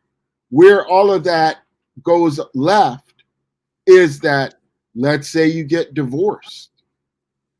A lot of people who wind up homeless are people that are going through a financial crisis because they get divorced, or because they have illness, or because they have some sort of accident, where they have some sort of injury and they can no longer do the job that they were once doing. To, is it Yamoja's point? Yes. That I just want to throw something to you, which is, I was alluding to it with the HOPE Act, but I just want to put it out there, which is this. The normal market correction that you have in other industrialized countries to service those that cannot afford market-based housing is something called public housing, which we all know about. In the United States, because public housing came to be associated with A, blackness, but B, poverty, we got rid of public housing. And when we got rid of public housing, then we also got rid of that safety net for the market for people that their salary is not keeping up with cost. And this is the larger point. The issues that Mr. Kuti and that Gassam are bringing up about Nigeria, and I guess could be extrapolated to West Africa, have to be confronted. That it is a high likelihood, in my view, that many Black Americans will not be able to afford retirement, let alone to maintain their housing into old age as the prices of things continue to rise. And so it is my view that Black Americans in particular, and Black people in general of all shapes and sizes, have to look at cheaper alternatives, possibly outside of the country, for their housing when they get old, because the likelihood that they will have the resources to stay in their home is low, unless they have inheritance. And it's a very small percentage of us that are going to get inheritance. And even that is not keeping up with inflation. So I wanted to throw that out there. I know Theo has come on, but I just wanted to toss that to you, Amoja, to see I agree 100%. And in fact, you have to look at the total cost of ownership. Even if you own your home outright, no mortgage on it, the cost to repair a roof, the cost to put in a new window, those will be the crippling points as you age. So it's that total, all the systems are going to break down. Systems within a home have about between a 7 to 10 year lifespan, right? And so you'll find yourself having to do some sort of repair, every decade or so. And so the longer you stay in your home, the more money you will need to maintain it. So just owning it outright isn't enough. And then let's talk about the taxes as they go up, as communities evolve, as new higher price developments come around. That impacts your tax base, your tax payment. So it's that total cost of ownership that you have to look at. And as you age, and as age starts creeping up on you, you have to make the right decision in terms of, can I really afford to be in this home after I turn 65? And if you think you won't be able to, if you look at your funds at a certain date and you feel like this isn't going to work for me, I strongly am with you, Philip. You have to start looking elsewhere, because there, the likelihood of there being programs out there, I think USDA is, one of the few that has funding for weatherization for the elderly. But you can assume that those programs will go away and then you'll be on your own. So got to start looking elsewhere. Africa, South America, you have to start putting together a plan, because America, it just isn't it. And I don't think total socialism is going to make its way from a political perspective. And so as you age, those safety nets will be pulled away. We'll have to start looking at long-term planning. Maybe in your mid to late 40s, really start looking at it deep and understanding where am I going to go. Hey, who wanted to ask me a question? So I wanted to add to the discourse. Yeah, go ahead, Can Theo. y'all Go hear ahead, me? brother. Yeah, go ahead. We can hear you loud and Yeah. clear. So Go ahead, there's Theo. so many. Go ahead, Theo. All right. Good evening. So there's so many angles to the housing issue. It's hard to know like where to start, except for it has to be hit. Like to really solve the issue, it has to be hit from so many different angles, like from a political and economic standpoint. And it takes such a collective effort and will to want to not to just want to see homelessness, but to participate in making homelessness, the lack of homelessness, a reality, right? But the philosophy in the United States is sort of the idea that homes are more of a building thing than it is an actual basic need, right? So it's more so looked at as wealth building. So you'll have people complain, homeowners, existing homeowners, sort of complain anytime there's a threat to the value of their home, even though they are still getting the same use out of the home. And what I mean by that is, if I'm living in a home, the value of the home should be based on my utility of the home and not necessarily on how much someone else is willing to pay for the home, right? But because it's looked at as a way of building wealth in the United States, it's looked at as not only me getting use out of the home, but also what someone else is willing to pay for the home. And because of that, the incentive or the motivation becomes in America to drive up home prices, or at least to try to control how much we'll allow home prices to drop. Because when home prices fall too much, according to the media, oftentimes it's kind of put out as a bad thing, right? And bells start to, alarms start to go off, and it becomes political, right? If the housing prices are going down, it's looked at as Americans are losing, their wealth, and it becomes a political issue. And, now the politicians have to start doing things to drive up prices so that Americans can seem as if the wealth is going up, right? So that mentality from a political point of view kind of hinders the ability of government to continue to do what is necessary to increase the availability of housing through relaxed regulations, which allows the increase of inventory, which, according to supply and demand, should drive down prices, right? And not only the government, but the voters, right, who influence the government often kind of participates in that, endeavor to control the prices in a way that keeps them higher than they need to be. So there's that, right? I kind of see that as really the problem. Well, I wanted to throw something to you, Theo, on your point, because I think you've made a very strong point. And it's something that Gassim alluded to that has to be revisited as to why the price doesn't go down. And the issue is that the United States made a decision in really the 30s. It was a guy or two brothers, the Dulles brothers, that tied our economy into the car and oil economy. And what that did was it set up a strategy where anywhere in the United States, depending on where you want to set up a community, as long as it was car accessible, you could set up a community there.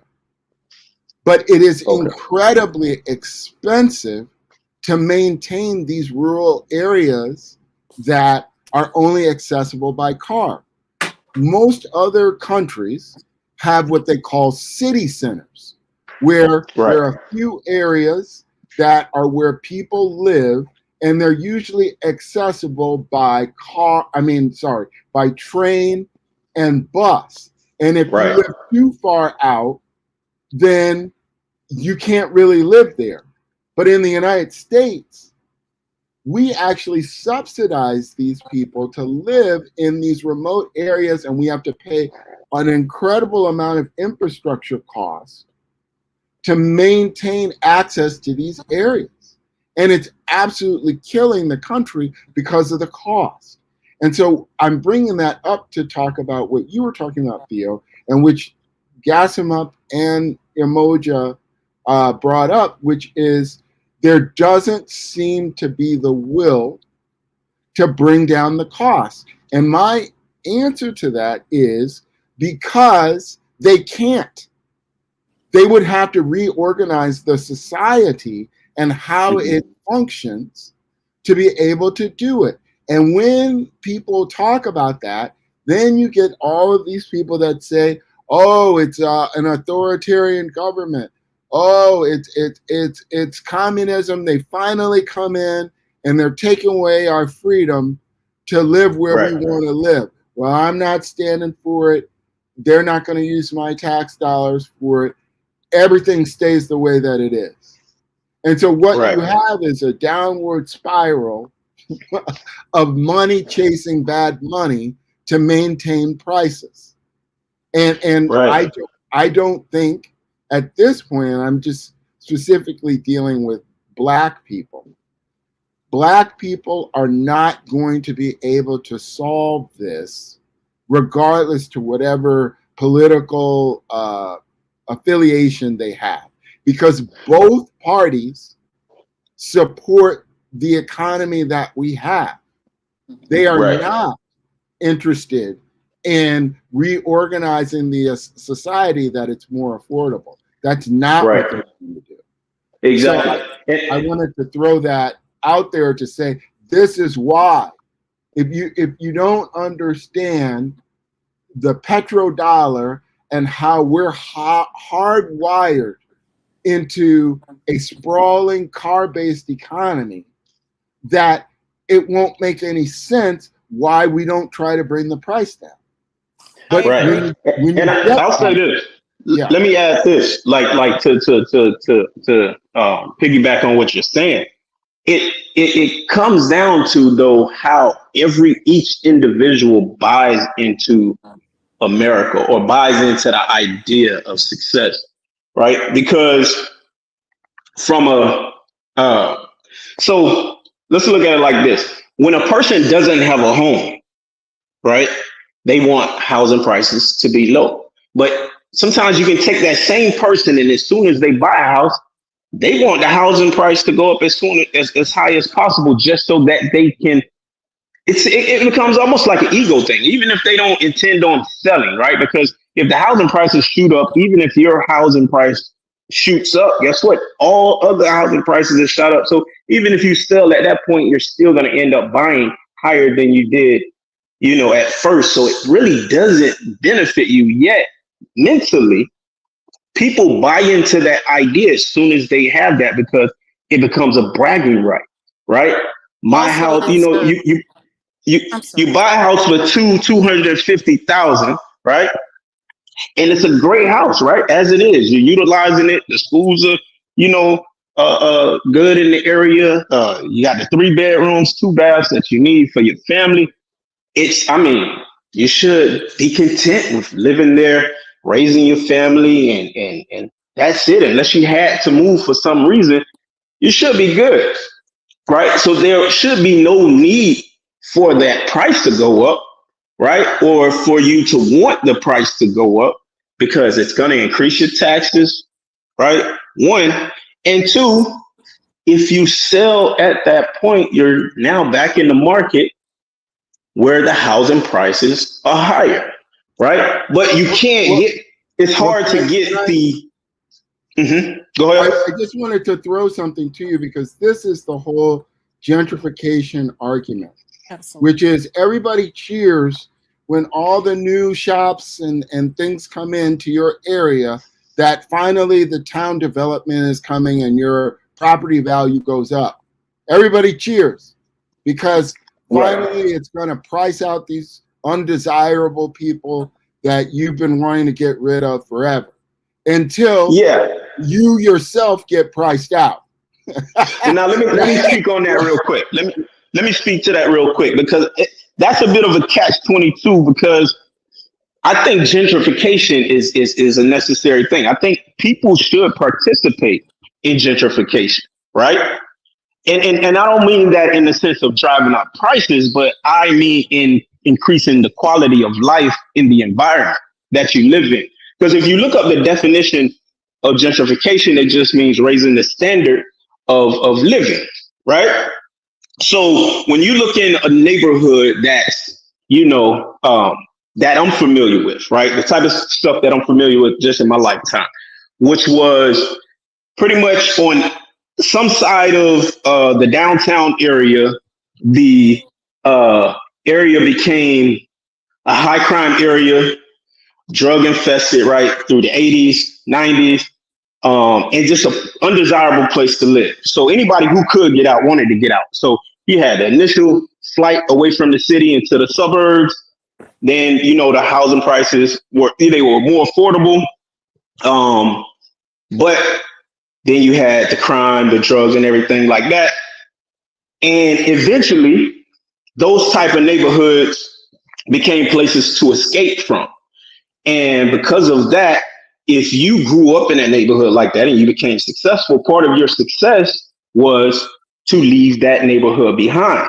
Even if you inherited a home in that neighborhood, you'd often leave it behind because it was of no value in your mind because of the type of neighborhood it was. So that home that you inherited, family home, you just left it. People left it. It was abandoned. It became a quote unquote bando or a crack house or whatever. And this just happened like throughout these neighborhoods. So not only that, but you have people who remain there, right, are often people who can who couldn't afford to live anywhere else. So couldn't afford the upkeep of the homes they were living in. So those, right, become dilapidated even while people are living there. And that's just a bad situation for kids to grow up in, right? To grow up in old homes, which doesn't, Theo, and I want to go ahead. I just want to quickly mention to you I agree with you, but it's kind of like when we hear the term Black Lives Matter, right? Let me finish the point, and then finish the point. So, right, if you, I don't know if any of you know what it is to grow up in one of these old homes where the there's no R rating on anything, right? Right. It was built, maybe in the 50s or whenever. There's no R rating on the windows, the walls, floors might have holes in them. Walls got holes. There's no central air and heat. There's bugs. There's no real. So a home, right, is supposed to be shelter, which protects you from the elements.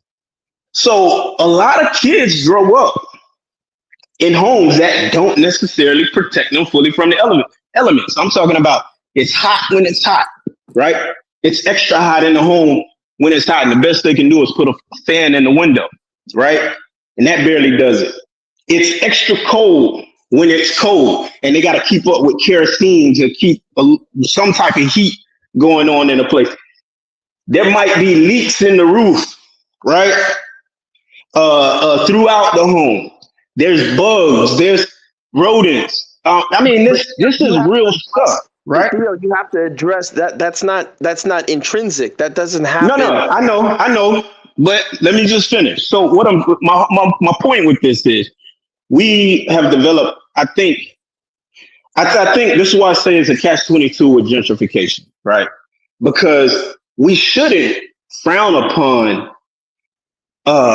creating better living conditions right, in these neighborhoods. We shouldn't frown upon taking these abandoned houses, knocking them down, and increasing inventory, right? Suitable inventory. Because if you just leave those neighborhoods as is, it does nothing to increase the inventory. If you don't increase the inventory, housing prices are still going to go up, right? They might not go up directly. The issue is those are homeowners gentrifying. They're not landlords coming in and fixing those very properties that you're talking about. These are single family individuals that are coming in and gentrifying. They're not apartment owners aren't coming in. I get that, but what I mean is, wait, let me just say this. If I got a neighborhood of 1,000 homes, right? Let's say there's 1,000 lots in this neighborhood, and of that 1,000 lots, let's say 200 are just empty lots because that home was knocked down because it was a hazard, right?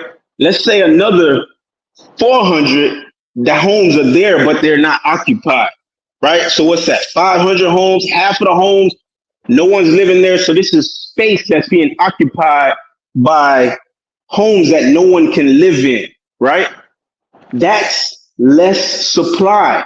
With the same demand, that's going to increase the price. So when you have people come in, and I see this, right? You'll have people come in. Nobody's complaining about. Hold on, wait. Can I just want to address? Hold on, Yamoja, if you don't mind. Let me just. If you would have let me finish, I had one sentence, just one sentence. If you have someone come in, buy that land, build a home, and put it on the market, right? As people do that, that's creating more supply, right?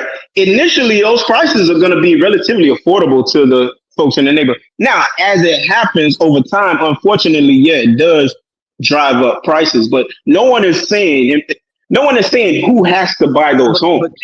But Theo, again, here's the thing, right? I agree with you in theory, because that's how the economic textbooks tell us is going to play out, right? But in reality, and that's why I mentioned the term Black Lives Matter, right? So when you have to say something quite often, that means it's not in existence. So the fact that as a society, people have to shout it out that Black Lives Matter, it actually exposes a deep problem within the U.S. system, and that is that, as you're alluding to with gentrification, Black people have never had access to the capital to actually matter in terms of anything economically in this country. If you look at, for example, the actuarial charts of how life insurance companies value the life of the people within this country, when you break it down by race, you will see clear as day that Black lives don't matter. So I agree with you in theory that, yes, if you're breaking down,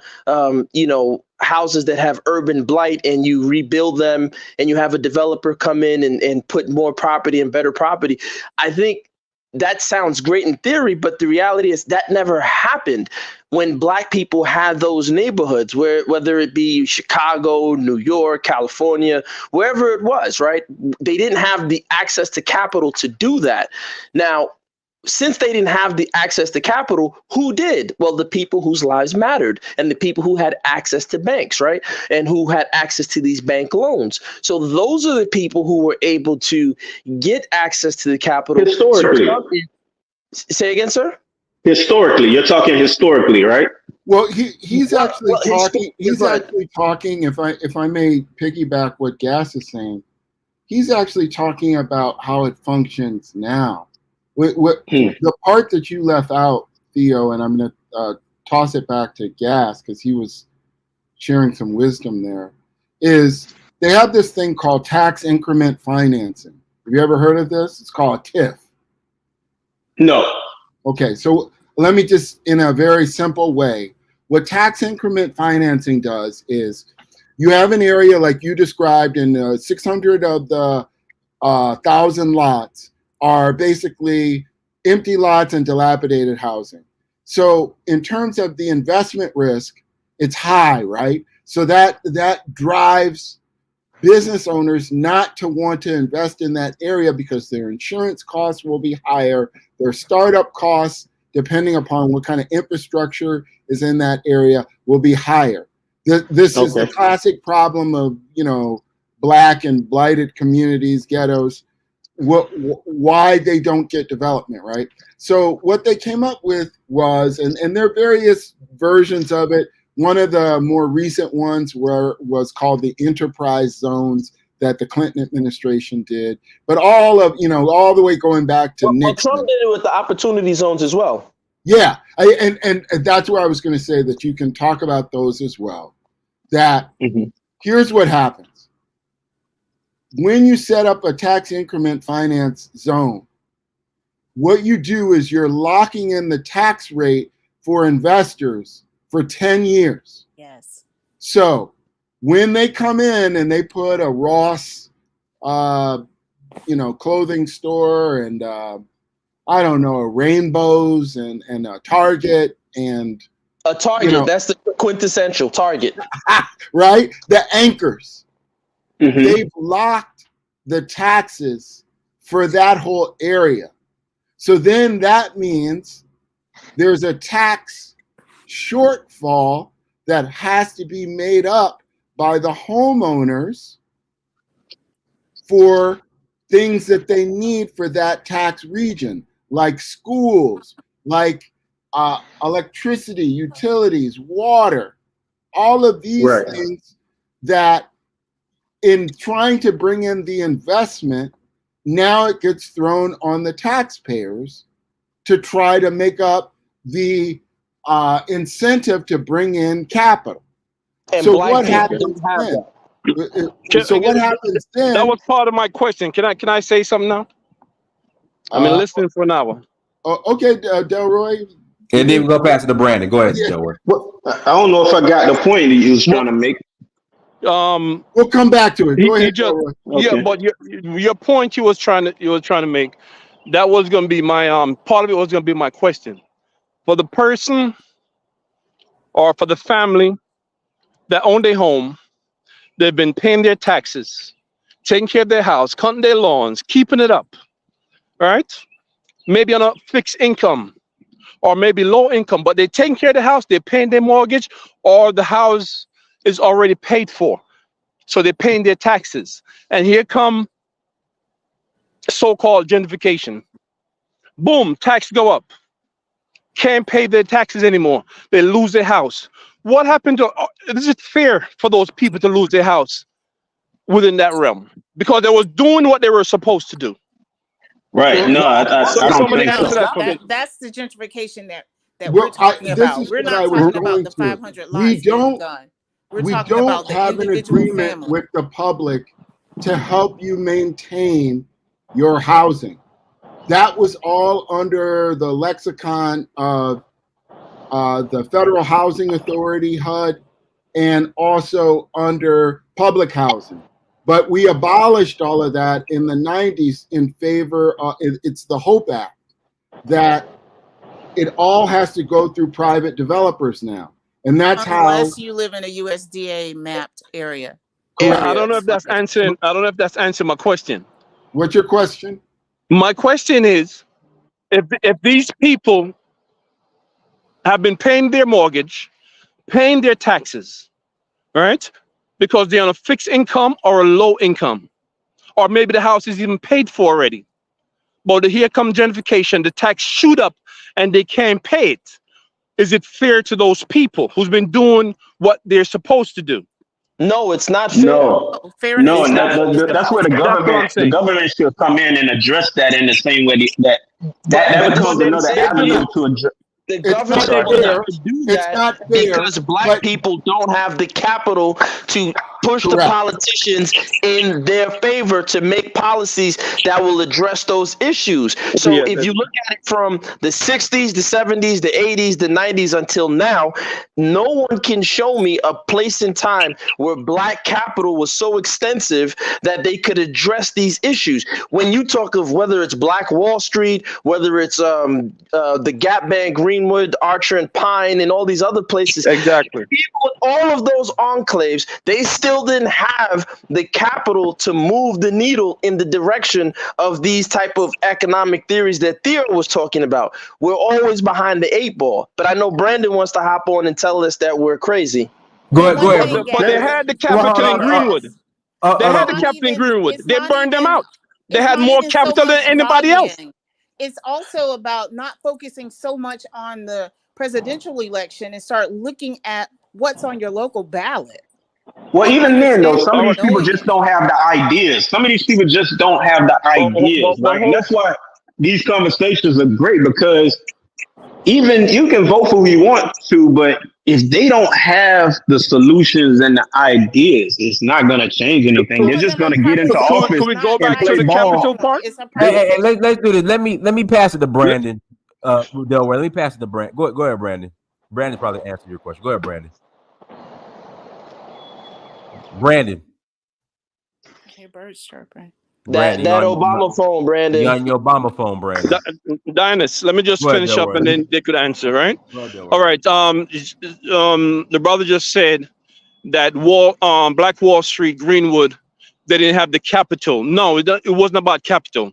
It was about racism, because they had the capital. That town was richer than all of those towns. Every last one of those towns in Oklahoma, that town was the richest town. So they had the capital, and they came in and burnt them out. And the other town, they drowned them out, whatever they had to do. So they had the capital. So it's not about capital. It's not just about like capital.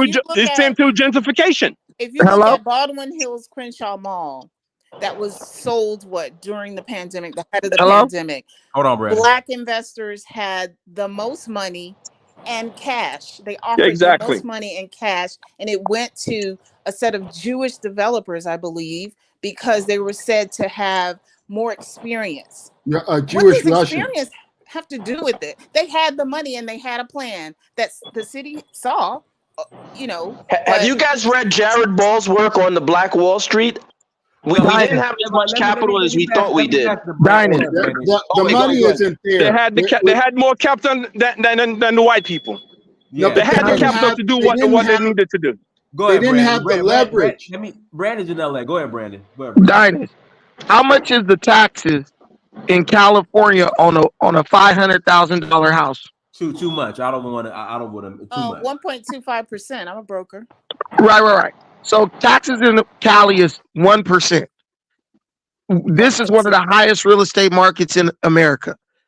When you hear these people, first of all, I want to let y'all know, Gas Them Up is playing a game with y'all, and y'all so emotional and victim-minded, y'all falling right into it. Because you could hear the sarcasm in his voice, and he's a Nigerian, and Nigerians don't. This is shameful. You can't stop attacking. I need you to stop. I need you to stop interrupting. Brandon, why do you guys keep? I didn't interrupt you. I did not interrupt. Address the topic. Man, listen, man. Don't tell me how to speak. When you spoke, you had the opportunity. Philip, you a damn lawyer complaining about how people don't got no money. You're a hypocrite. No, dude, I'm trying. Dude, don't interrupt me. If you don't want to get attacked, don't interrupt me. One mic. Come on, Brandon. Let's be respectful, Brandon. Let's be respectful. I'm being respectful. I didn't disrespect anybody. Go ahead, Brandon. Go ahead. I'm telling you, you can read the room, emotional males. It's a Nigerian guy, the most industrious people. They get to a country with zero, they end up multimillionaires. You can detect the sarcasm in his voice. But this is what I try to tell This is what I try to tell black people in America.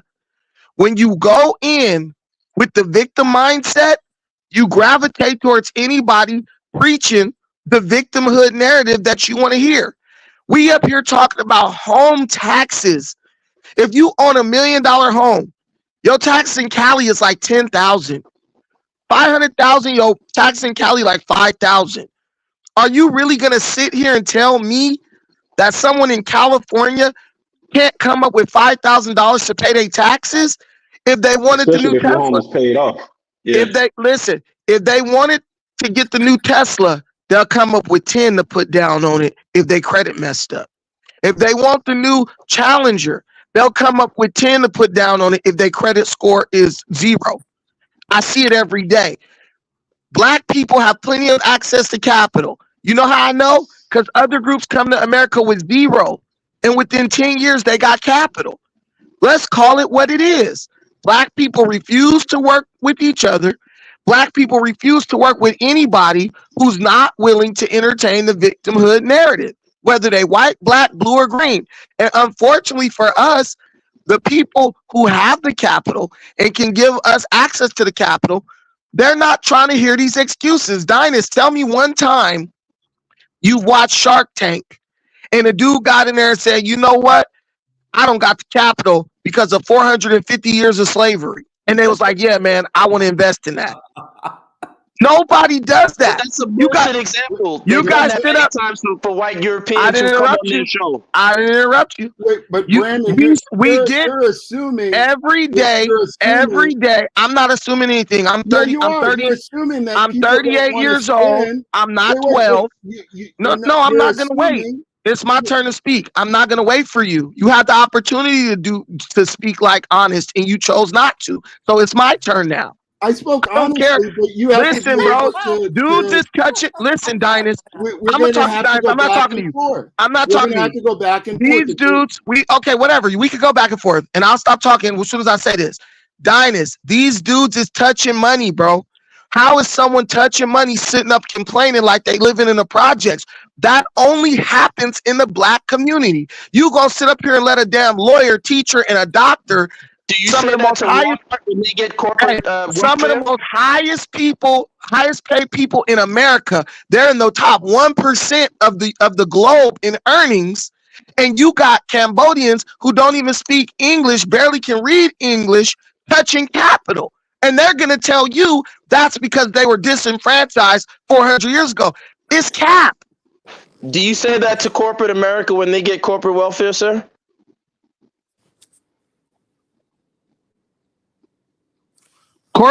Anybody who wants something in America could put in work to get it. Do you say that to corporate America when they get corporate welfare? Listen, bro. Anybody. So you don't think housing prices are a problem, Brandon? I have family members who are teachers, bro. Within 3 to 5 years of getting their job as a teacher, they're buying homes. Black people. So you don't think housing prices are a problem? Traditionally speaking, I'm not talking of individuals. Let me answer. I'm answering your question. You asked me a question. I'm answering it. Everybody name up here ain't Brandon. Listen, black people traditionally invest in their home. We buy a home, we make improvements on it, and we hold most of our money in that. Black people don't want to invest creatively. We don't want to invest in the trusted systems like the S&P 500, the Dow Jones that other groups invest in. Then we wonder why we don't have a lot of growth on our money. All you have to do is do what the other groups do. If you choose to ignore what they do and do it your way, stop complaining about your outcome. Brandon, what I was going to say on there's this the is Hero that Next Door program that gives a silent second that could be the total down payment. So it's not like they walked off the street and bought the house outright. So well, let me ask this. Let me ask this question. Hold on, I want to ask this lady a question. Real quick. I want to ask the lady a question real quick. Ma'am, you are clearly into real estate in California. How many homes do you see black people inherit, and within not even a month, that home is on the market and sold off for hundreds of thousands of dollars? How many homes do you see that happening to? In my client base, not often, because they see it as a long-term investment. I'm saying period with black people. It's a large percentage, yes, because they aren't aware. They aren't aware that it's not just a short-term investment, and it's a long-term investment. So when they get that money, 100,000, 400, 500,000, that is investment capital. They don't invest it. They go and spend it on liabilities. So we keep telling this lie that black people. She said, listen, this is my last statement. She said a large percentage of black people they inherit their parents' home and they sell it and they splurge the money. So when you sit up and say black people don't have investment capital, you're just lying. Black people touch investment capital often. In LA, but how many people had to share that? You know, listen, don't answer his nonsense. But listen, your refusal. This guy doesn't know what he's talking about. What I'm saying is, all I'm saying is this. She said, how many people have to share that money? It is not everyone else's fault that we get investment capital, and instead of collectively doing group economics, even with our own family, Sir, we go the Federal divide it up Reserve like has already pirates. proved you wrong. We You're not smarter operate than the like central pirates. bankers. Brandon, I agree You're with not. you on Brandon that. is not. That if Listen, we don't took feed his generational nonsense, wealth, please. The central bankers of the United States have shown this guy to be erroneous. I think if we took a communal and a group economics approach to homeownership, You can't take Gas them up. Gas them up can only speak this way. Gas them up can only speak this way in Black American circles. If he came into a Nigerian circle talking like this, he'd be ostracized. Black people, wake up. You being played from all sides. This guy is playing a joke on y'all, and y'all sitting here like, let him speak. He's saying the right things. Let me ask you a question real quick. Just a quick question. Hold on. I got a question for the broker. Brandon put forth that you're touching money, where $100,000 in California is deemed low income. Yes. If you split that with a sibling or two, that you're talking about whatever, $35,000 or whatever that is. And Brendan, you do have a good point that we don't work together to have investment businesses within ourselves. That's a great point. But the idea that we're actually touching money is laughable, because if you, for example, if you are an upwardly mobile person and you have a child, that child, depending on how much you invest in them, is at minimum $250,000 worth of investment. And that's, with public school and very little social activities for that child. I'm including their healthcare costs, right? If you have more than one child, it's going to be more than $250,000 per child. So what I'm saying is that if you are paying money for your home, and then you are investing in your family and your spouse and your children, you are not actually making that much money. Now, you have to define investing in your family, because Black people investing in their children is buying $300 Jordans, but in other groups, investing in your family is creating investing in assets. I don't think that the Black people that are investing in Jordans are the majority. I could be wrong, but I don't think that's the majority. I think that the majority are investing and trying to keep a roof over their head and to make their family upwardly mobile. Dynast,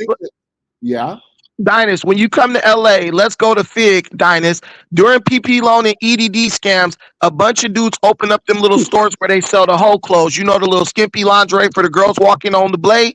Yeah. Not one of those stores has shut down since EDD and PPP.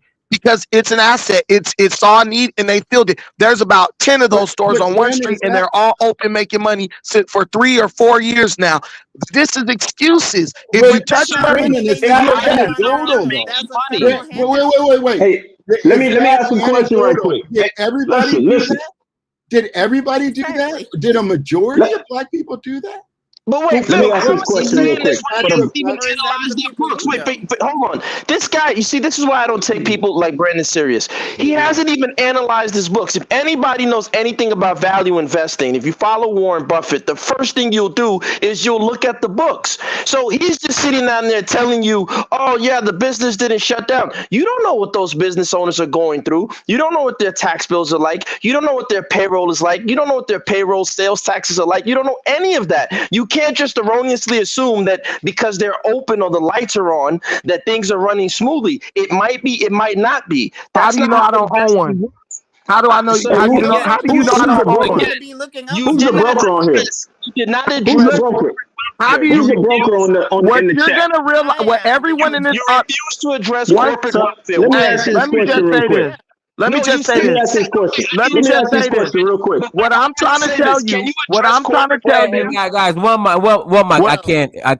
Go ahead. What I'm trying to tell you is, as much as I am addressing your question.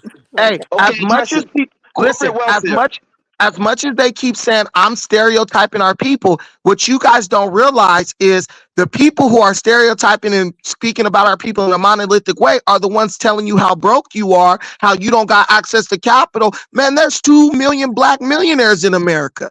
If we are touching money, I love when someone who's a lawyer and someone who's a doctor get up here trying to talk about I ain't touching no money, bro. This is unrealistic. It's just lies. How come the people making the most money is preaching the most victimhood? No one Brandon, said Brandon, wait. You're making a good point, but you're making it in a negative way, which is this. If you talk to people, black people that have businesses, and I happen to have several friends that are black people that have businesses. One of the biggest problems that they have is keeping their business open in black areas and having black employees that help support the value of their business. And stop doing business based on race and do it based on business, and you want to Brandon, this is the biggest problem, and you know this because you're in California as well.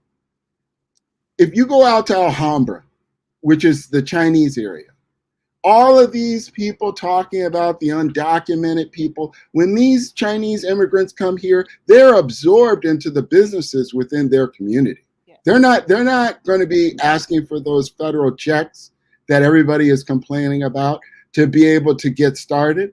They're going to go into a community where there are actual Chinese banks from China. The Chinese Manufacturing Bank is out there in Alhambra, and they'll be up and going in 5 years. In the black community, we've had some of the black Venezuelans and some of the Haitians and various different groups. They come into nothing.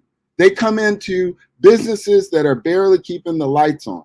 And Bill, what's stopping you from opening a business in the Asian area? The dude who owned a Jamaican spot, A Beautiful Life, got a Jamaican spot in the heart of Little Tokyo in LA. Nobody's forced you to open a business in a failing community, and there are no black communities in LA. Average small business. What's the life expectancy of the average small business in America? A year. No, wait, hold on. Wait, listen. Let's just. What's the average life expectancy of the average small business?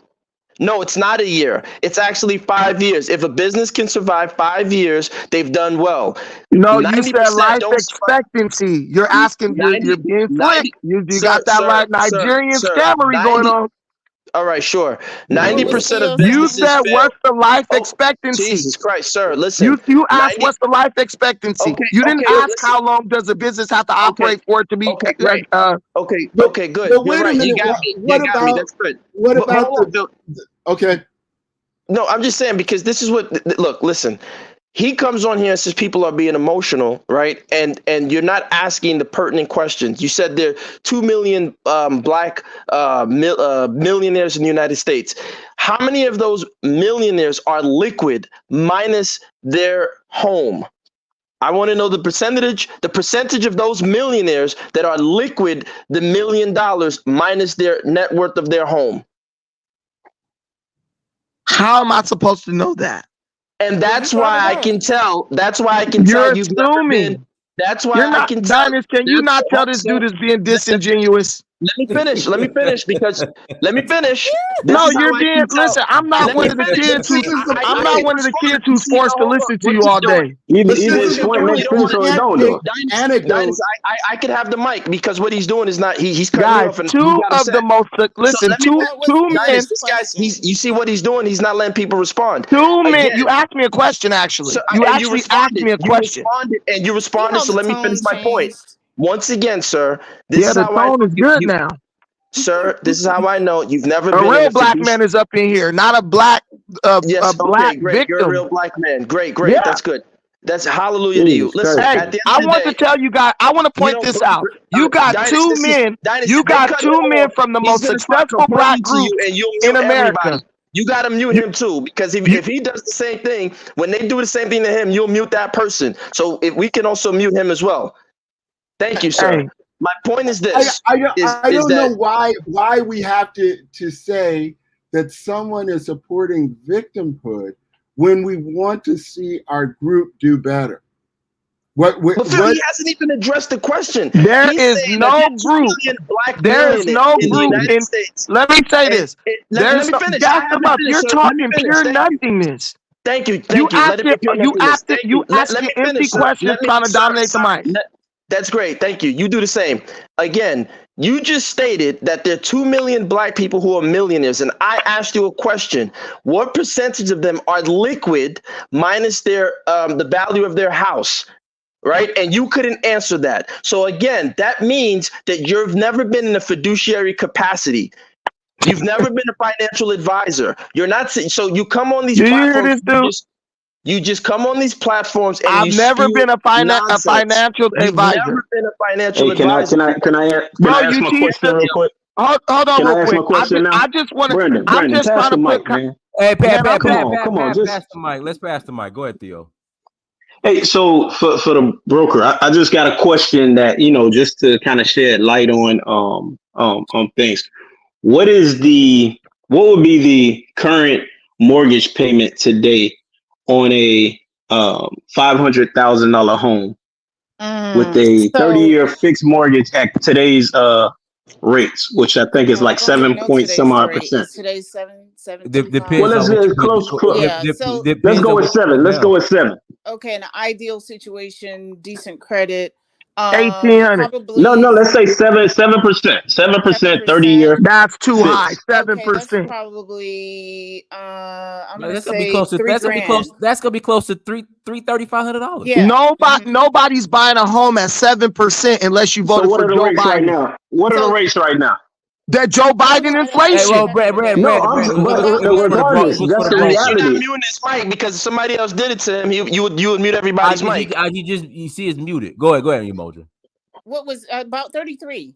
It's gonna be about 33. That's gonna be about $3,500. Yeah. And is that today's reality? That in LA is about a 1,500 square foot home. Yes or no? So how much is that a year? How much is that a year?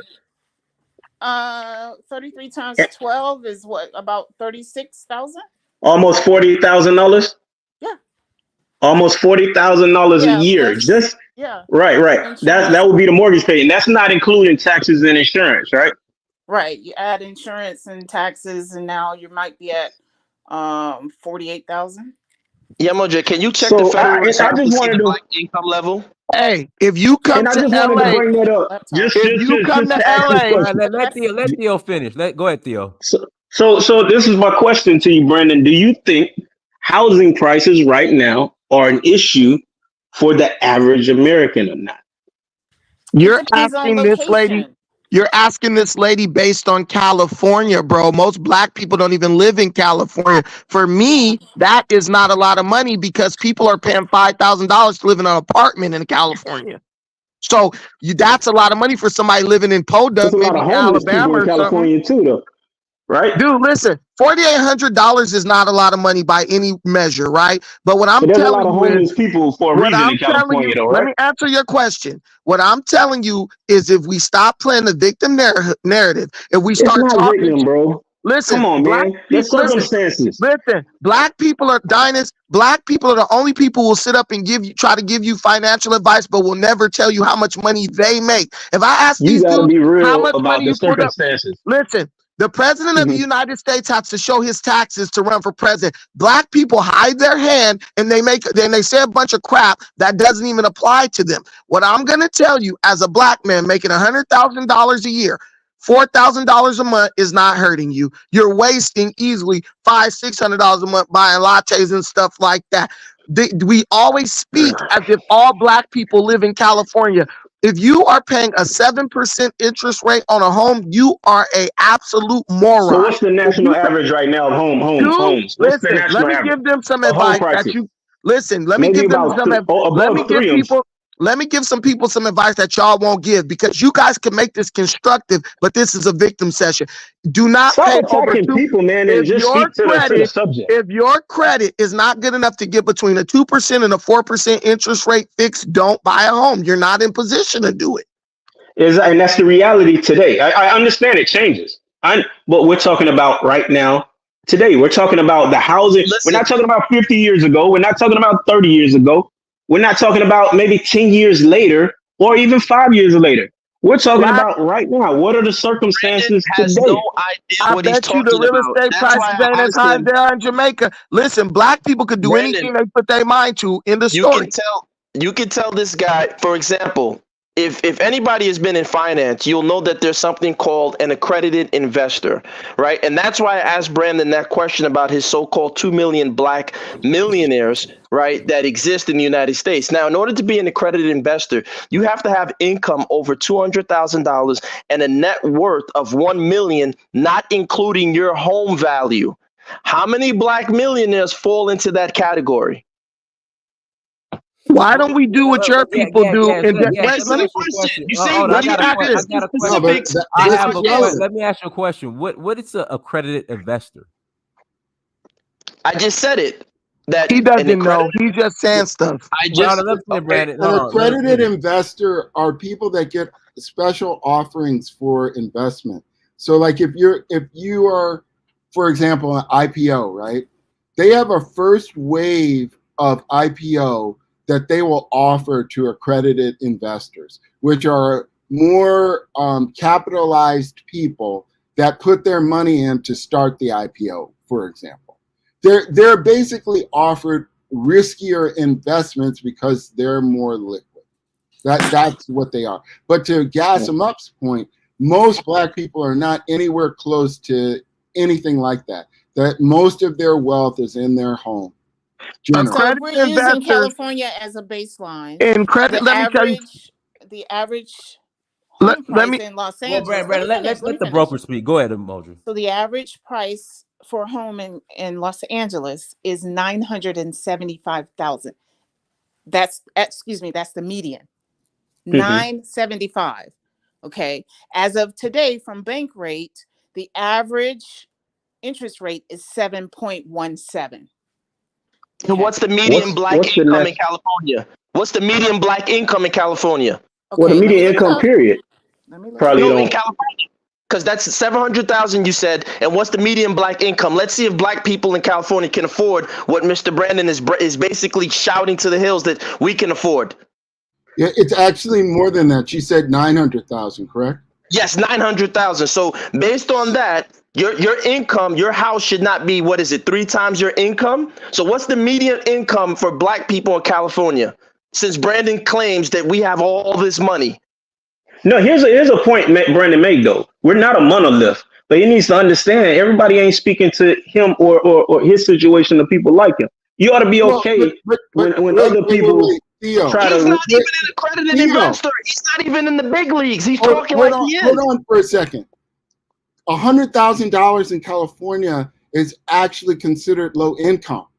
It's not a lot of money. I mean, when you look at those prices and the interest rate, I mean, what the mortgage is going to be, I mean, of course it isn't. In California, you could spend $100,000 in a couple of hours. Can I talk now? I mean, never mind. He's one health insurance. He's one health insurance. Listen, let me tell you guys something. He's one health insurance disaster, and I don't wish it on you, God forbid, but you are one health insurance disaster away from being on Skid Row at $100,000 a year in California. Right. Stop with Mr. Big Talk. Right. Okay. Hey, listen, Dynast, let me say this. All I'm telling Brandon, I got a question for you, Brandon. Hold on real quick. I'll answer your question right after I say this. Listen, Dynast, what I'm telling you is, why don't we just do this? Everyone says, Brandon, we're not speaking to his situation. Well, why don't everybody speak to their situation? And then the people who are not in your situation, who are not on your level, they know if they get to where you are, they will know the options that are open up to them. Because if I look at my wait a minute, I know you guys got to interrupt anything that makes sense. I have a homegirl, Amy. She owns the donut shop or down the street from my house. We went to elementary school together. Her family owns restaurants. They all lived together until they were able to save up to buy homes. They can pay off a $900,000 house in less than 10 years. They could pay that off in less than a year because they got 5 people making $100,000 living on the same property, a house with apartments in the back. You just have to be more creative. The only reason black people are complaining is because black people are stubborn. You can do anything if you are creative with the way you approach it. Black people base everything on radical individualist mindset. I don't need nobody. I can do bad all by myself. Yada, yada, yada. If you broke, why don't you ask Dynast to take $100,000 of your money and build an apartment complex with 6 units in the back of this house in Atlanta? There's creative solutions for every issue. Hey, I'm glad you said that. That individualistic mindset is a problem, ain't it? I'm glad that you. Yeah, but Yeah, he's just individualistic in his critiques. He does the I same thing. know. He I comes know. in He conservative. He against God. conservative He says at some he's the points, only and now person that's doing he's it. He's bashing just the as individualist. individualistic. Can I ask I Brandon know. a question? I know Brandon got a problem with that. I know Brandon's a little But we got conservative. the Now answer. he's Wait, bashing. so we can put a pin in it. We got the answer on these homeless people and how and why they're out there. It's a combination of what we were all saying and what Brandon was saying. We aren't working together. We haven't built businesses together. The cost of living and the cost of maintaining themselves is high. And so because they are not in a family unit that's maybe multi-generational, they fall through the cracks into the street. That we got the answer. Go ahead, Delroy. Brandon, I need to ask you a question. You listening? Brandon. I'm here. So why don't you ask if you could hear me? I was not on the page. I was just listening to you. I had to go back and unmute. Okay. You said black people don't support each other enough. Would you support a person that is building wealth in his community, and he's actually building the wealth, and the people that are responding to it? Would you support a person like that? Yes, I already do. So why are you against Abraham Toure from Burkina Faso? You mean Traore? Traore, yeah. Yeah, that's a different situation. How so? Because he's doing exactly what you want. He's doing what you said to do. Let me answer your question. So right now, if you look at my channel, you'll notice that I haven't been recorded at home. I've been recording at a studio.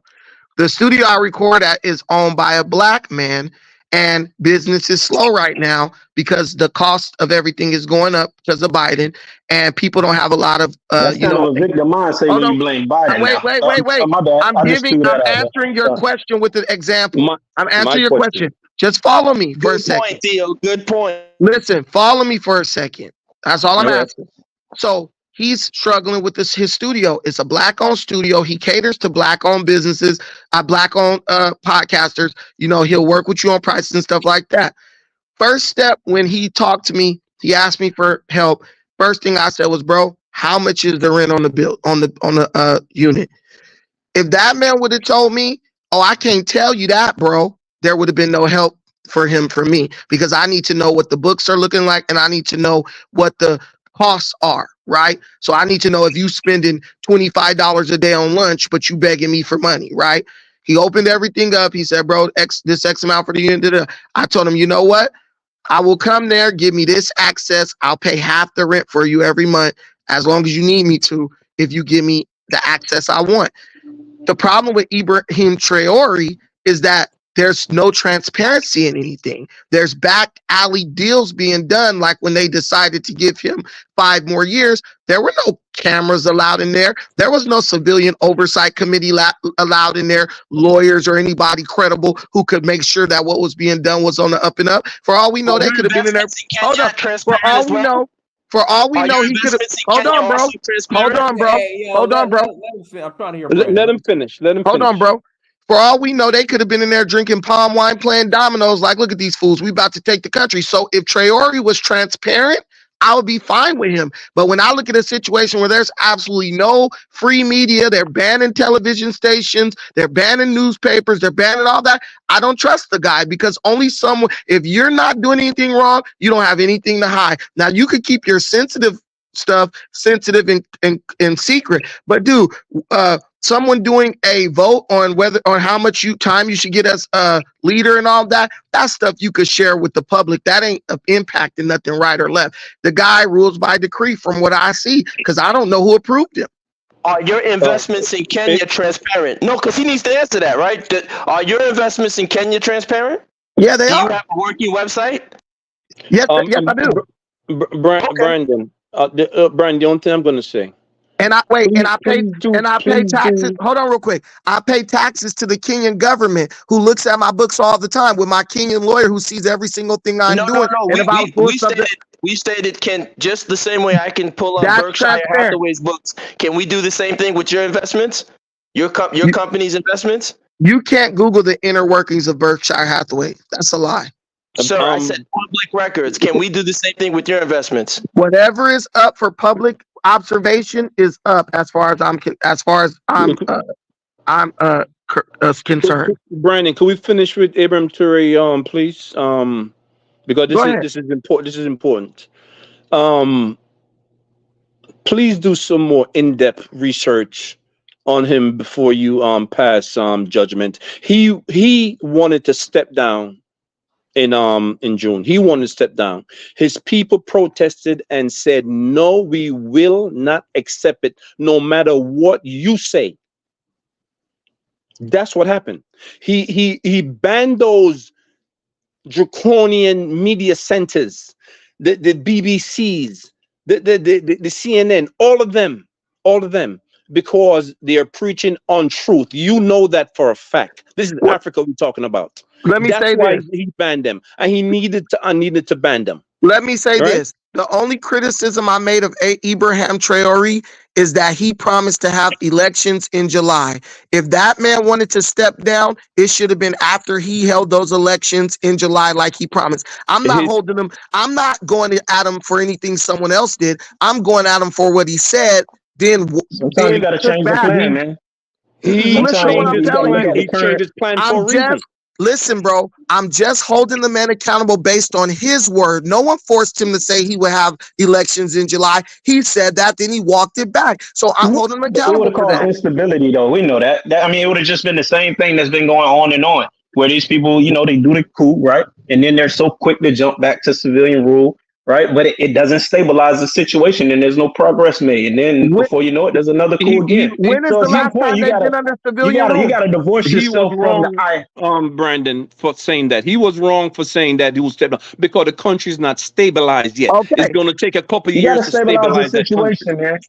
What I'm telling you, pressure on the wound. Listen, I didn't make him say he was going to have elections in July. He said that, but what I'm telling you is, the people said no. The people are the government. He's not the government. The people are the government. Okay, the country continues to be ruled by military regimes, bro, and they're not working. That's why they keep overthrowing each other. It's a cycle, bro. No, Brandon. I thought you was better, a little bit better than that, man. Come on now. Down with Patrice you Lumumba, know what man. happened in Burkina Faso and other places. This is act like you don't know, man. You know. No problems with Roots killing Magufuli. He has no problems with Magufuli dying in Kenya, but he has all this smoke for Ibrahim Traore. You can't take this guy serious, though. Go ahead. Dynast, look, we down with Patrice Lumumba. We cried because the Democratic elected president of DRC was assassinated and disappeared. But then we preach, we cheer for the same type of situation essentially develop in Burkina Faso. Black folks are going to have to decide this. Do you want African people to live under the luxury that you live under, where they get to choose their leadership at the ballot box no matter who doesn't like it? Or do you want to keep having a situation where one guy decides, you know what, I'm going to take over, goes and kicks out the other guy, he rules for 2 years, and another guy comes, I'm going to take over. Those people are suffering. You could say whatever you want. In America, nobody's getting the choices they want. This is what I understand right now. Right now, as it stands, it seems like nobody's getting the choice they want at the ballot box. So, essentially, you're just voting for what's available. So, I mean, this guy has nothing to say. He has nothing to say about Magufuli in Kenya. You can't take Brandon serious. Magufuli was in Tanzania, right? Exactly. He was president of Tanzania. No, where did he die? Where did he die? Where did he die? Answer the question, sir. Dynast, if you ask any Tanzanian, which I asked my Tanzanian, where did Magufuli die? Man, can you let me talk? What does it matter where he died? That's what I'm saying.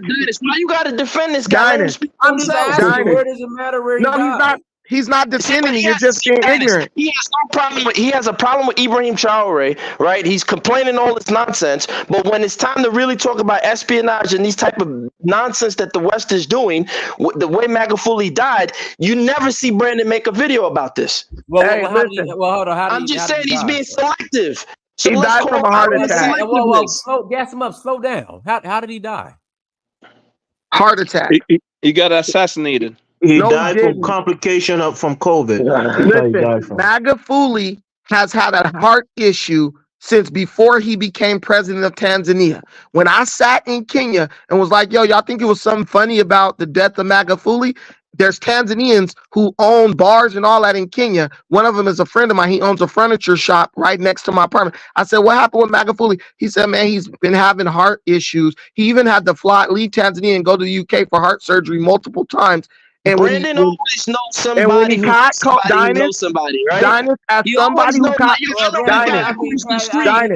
Let him fit. I'm just trying to figure out. Go ahead, Brandon. And Dinus, as someone who was on your damn near your deathbed with COVID, you know if someone has a heart problem or a pre-existing injury, they're not surviving COVID, especially if it hits them hard. Magufuli died from complications due to COVID surrounding his heart. No, he did not, Brandon. All right. I know a guy Yes, across he the did. street He did, who did sold not. it for $3 and then he got a donut shop. Brandon Hold always on, has hold these on, anecdotal let me stories. interject. Always. Hold on. One mic.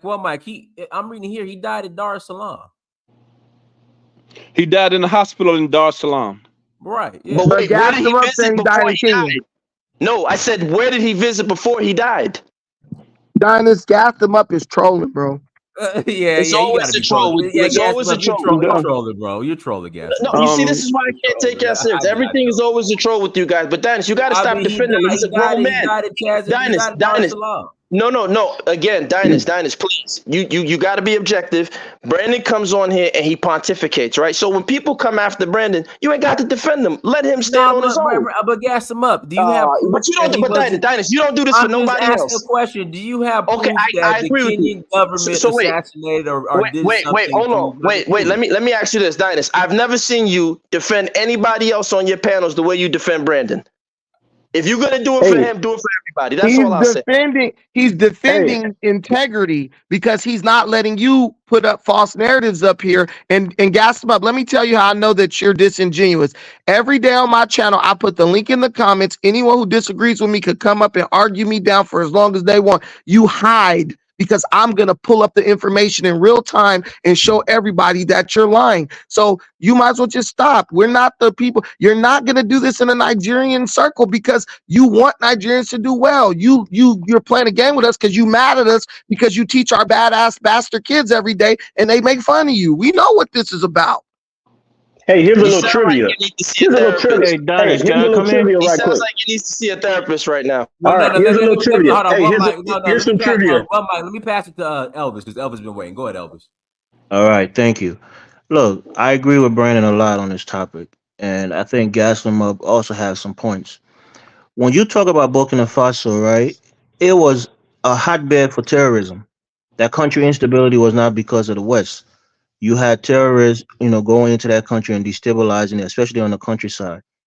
So when people don't come to power, when the leaders don't come to power through the democratic process, your legitimacy is, starts to become a question.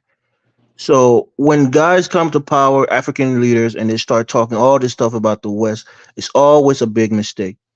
Like the old saying in the United States, real G's work in silence, right? If you want to be, antithetical to the United States, operation in Africa, work in silence. Show them, like we say in Africa, show them your teeth, but we work behind their back against their interests. It's never going to work if you think you can be some kind of advocate against the West. They're always going to take you out because the power structure of the world order, is not in your favor. So work smart and work, behind the scene to improve the lives of your people. What are you saying? What I'm saying is, we saw it with Sankara. You think this guy was more beloved than Sankara? Sankara made a speech at the OAU, asking all African leaders to band together against the West. And a lot of people stood up and clapped for him. A lot of people gave him props. But then what happened? Hufil Bonnier, whose godson was Blaise Compaoré, conspired against him through France and got him out of there the very next year. He didn't make it to the next OAU meeting. So my point is, the orders came from France. That's what I'm saying. The point is, if you have intentions, don't go announce it. Don't go to the entire world and tell them this is what I'm going to do. I'm going to be this. I'm going to be that. You got to be smart enough to understand that these You guys can't have. hide nothing. You can't hide nothing from the United States, bro. There's no hiding. You can hide your intentions. You cannot don't hide it from the hold United States. hold on, Delra, please. Let me finish my point. But this whole thing about homelessness, right? You know, the mentality in Africa is different than the mentality in the United States, because for once, in Africa, you can go live with your auntie, you can go live with your uncle in the countryside, probably not going to charge you rent, just helping the household. In the United States, everybody wants you to pay rent or be on your own because you're an adult. So homelessness in this country is a lot more, you know, pervasive, especially amongst the poor. And black people are predominantly, you know, in the poor sector. But life in Africa is not better than life in the United States. If you compare the poor in Africa to the poor in the United States, people who are quote unquote poor in this country have lights, they have sometimes air conditioning, they have the safety net of the United States government to help them with housing and food. So you really It's can't relative. compare it. So when Seun Kuti is saying that it's better in Africa, it's not true. If you go to the northern part of Nigeria, I think they call them the Amajiri boys, or no, those are Muslim kids who parents have like The Almajiri. Amajiri. They're standing in line in the hundreds of thousands begging people. I mean, you see it's like these kids are not going to school. But Elvis, that's religious though. That because the religion tells them to do that. The point that I'm trying to say, these are kids who are on the street by the thousands and tens of thousands who are just there begging. Most of them are not going to school, and their parents send them out to go beg for money. So homelessness and poverty in Africa is way more pronounced. You know, in the United States, it's kind of a anathema because we have so much money in this country. People can't really fathom the fact that we have such a homeless problem. But the reality is life is always better in the United States. Well, for the person who's homeless and hungry, right? Anybody anywhere in the world, no matter where they at, if they have shelter and something to eat, they're living better than they are. So they might differ with what you're saying. I get what you're saying on the whole, but if you talk to the person who's dealing with homelessness and hunger right now, what you're saying doesn't apply to them. They're not looking at America is so great. Not true. And let me push back. Let me push back on that. Right, 1 second. And all nations are not equal, but I would just take my country for example. A guy who is homeless, for example, we have a drug issue right now in my home country, Liberia.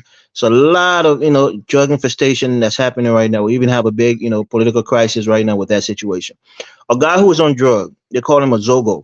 A young kid who is on drug, who is homeless, maybe his parents kick him out.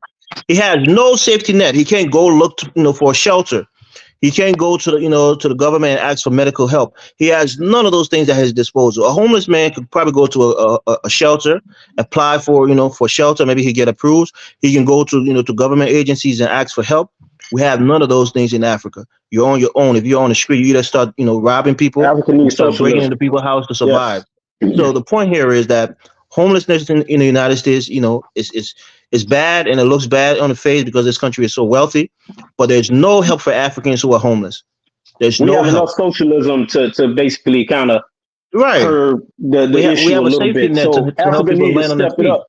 Africa needs to step it up in the socialism. So when Seun Kuti was saying, when the Kuti guy was saying that, I mean, that's the thing with us Africans. We always have this mindset that Africa is better than the United States, and these are people who are usually in a better position than most Africans or most of their countrymen. Families in Africa take care. For example, if you see a relative who's run mad or who's having difficulties, quite often, unlike America, you wouldn't see people will say, "Yo, your relative is on the streets, on drugs, homeless," and initially the families of that person, they try to take give that person refuge. So a lot of times you'll see where, let's say, with the homelessness, for example, there are homeless places where people sleep under the bridge in Nigeria and in parts of Africa. But a lot of times you'll see that, you can go to an uncle's house or an auntie's house and you can stay there until you get on your feet. That's what I said. That's what I said in the beginning, gas them up. I said that, right? You guys remember? I said Africans. Here's what we don't think about, though. Here's what we don't think about. Uncles and aunties and live with them. Listen, so I have to close out soon. So I want to get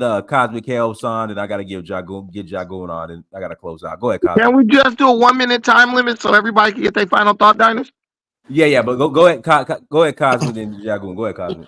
I would like to address Brandon and this insistence um um um conception of ease, which is Africa must be built the same way Europe or the West was built.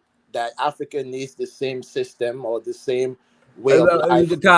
See now we kind of got off topic, but that's Yeah. far off topic. And I I never said that. Oh, no, no, yeah. no, no, I don't no. know where that's coming I'm from. just replying based on I listen to you a lot. So what basically what I'm trying to say, I'm replying to you. Africa does not necessarily need democracy. Right now, in this moment, Africa needs a strong man. A strong man, a righteous man, and a man who cares about his people. That is who we have in Ibrahim Traore. And if you check Okay. in and you're doing your research, you will see that this guy is building key industries. He just built a gold refinery that's going to be making 150 tons of gold every year. But by the way, it's funny, when Burkina Faso was under democracy, all their resources, everything was going to the West for free. You did not say anything about that, but it was under democracy. But since it's under dictatorship, like you call him, Burkina Faso has been on the trend. So what do you want? That's what I'm saying. Brandon is not serious. You're not a serious black person, Brandon, because someone is giving you what you're asking for, and you still won't support this person. He said that I this. don't get it. He We doing just the 1 minute thing, right? Cosmic Yeah. Chaos just yeah, and this is my last statement. I'm not gonna The say last nothing thing, else. let me pass the Jago. Then we got to close out. Go ahead. Let me All get right. my I'm 1 here, minute guys. done. I'm here. Wait, listen. He just said that Burkina Faso is on the rise. They've had 3 military dictators in the past like 6 years, bro. Oh, That's not on. Jesus That's Christ. not on the rise. We don't That is. judge them by their Hold on, words, we bro. judge I them didn't by their interrupt you. actions. I didn't interrupt you. So what I'm saying is this: somebody in the comments said Brandon is not a revolutionary. If you look up the Webster's dictionary, a revolutionary is someone who incites a drastic change. If you look at the way black people, I'll speak about black Americans. If you look at look at the way we've been going for the past 75, almost 80 years, the way I'm speaking is revolutionary because it is a drastic redirection from the way we've been going. And it's something that will improve. If you've been trying something for this long and it's not working, you have to try something else. All I ask of African countries is to imitate success. You cannot keep trying to do something that's not working for the past. Whose Hey, success Is should we America imitate? successful? why are y'all Is America interrupting me? I got my successful? 1 minute. Yeah, Y'all it's gonna 1 interrupt? minute, man. Listen, America is successful enough for all of us to be living in America, talking about how horrible it is. So if there's another more successful place on earth, go live there if it's so good. But you Do you say won't that to the because you're just a Israeli? hypocrite. Do you say Oh that to the Lord. Israeli? No, man. Hey, Jack, go ahead, Who's Jago. next? Go ahead, 1 Jago. minute. Let me go ahead, Jago. Thank you very much. Thank you. Interesting, guys. Hello there. I've come on late, but I did catch a few things that was being said. Now, we all live in the West, and if we understand where we're living, both in America and Europe, we must take on board that we are a good 400 years vested in wealth. The wealth is kind of crumbling at the seams at the moment, but in answering the central question, is it easier to be poor in Africa than it is in the West? Um, these things are possibly just point of view, but in my estimation, having lived in Africa, I don't know how many of you guys have lived in Africa. Having lived in Africa, I lived in Nigeria for 17 years. very good. Well, it is any warmer climate than there is in the West is going to be, that's the first premise of being able to live poor. I will put that to you, because being poor in the cold is death. Now, those who want to wave the flag of America or Europe, we've got to take our time. We've really got to take our time because we want comfort, because we've lived in comfort. We think that going into a third world nation would be completely uncomfortable for us, or we need to be served in the way of the West. That's just not going to happen. That's just not real. In fact, it's a myopic way to think. Those of us who call ourselves revolutionary or whatever we want to give our name, it's not founded. If you're in Africa I can tell you, guaranteed, me in Africa, if I am poor, as much as it would irritate me, because I too like the finer things of life, as we all do, bruh, me, I live a lot easier as a poor man in Africa. If you're in the city, any city in Africa, and you're poor, you have an option to go back to the village. If you go back to the village, you don't have to be scrounging, because there's food. If you can work, you can farm, you can trade, you can live, and you can recuperate your mind. Here in the West, if you're destitute, even though there are programs that can lift you off the ground, the pressure of depression in the West, I don't know what you guys are really thinking. The pressure of depression in the West is awful. I live in the UK, and I can tell you for nothing, the amount of Black people who are in mental institutions because they can't cope. They cannot cope in this climate of the West. And when you enter the prison of those who are mentally ill, bruh, you won't be able to stay there for more than an hour, because you know, culpably, there is absolutely nothing that you can offer anyone there. And I've been there. I spent a whole day in a mental institution, and they broke down everything that was happening in this whole industry of mental health. And when I looked at what was going on with our people, I was hopeless. You don't seem to. I was hopeless. This is the UK, of which Black people in the UK are only 3 million of 68 million people. There are only 3 million of us. We are the most in the mental health institution. We are the most. And when you look at it, none of you can handle it. None of you. Hey, None of you. I won't even be a minute. Oh, my bad. Hey, I won't even be a minute, right? Can you hear me? Yeah. Hey, so check this out. Singapore, right? I think we can all agree Singapore is a successful city state, right?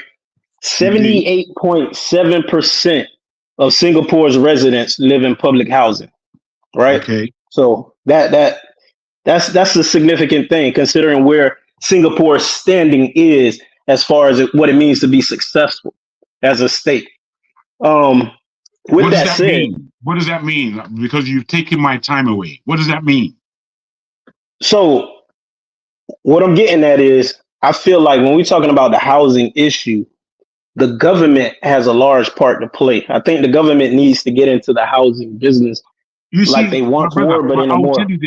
I'll tell you this for free. Singapore and then we gotta close out. You got 2 minutes. I'll just end on this, sir. Singapore is a highly successful state, and they are to be praised for what they've achieved in Singapore. It is highly unfortunate that we haven't done this in Africa, in the most part.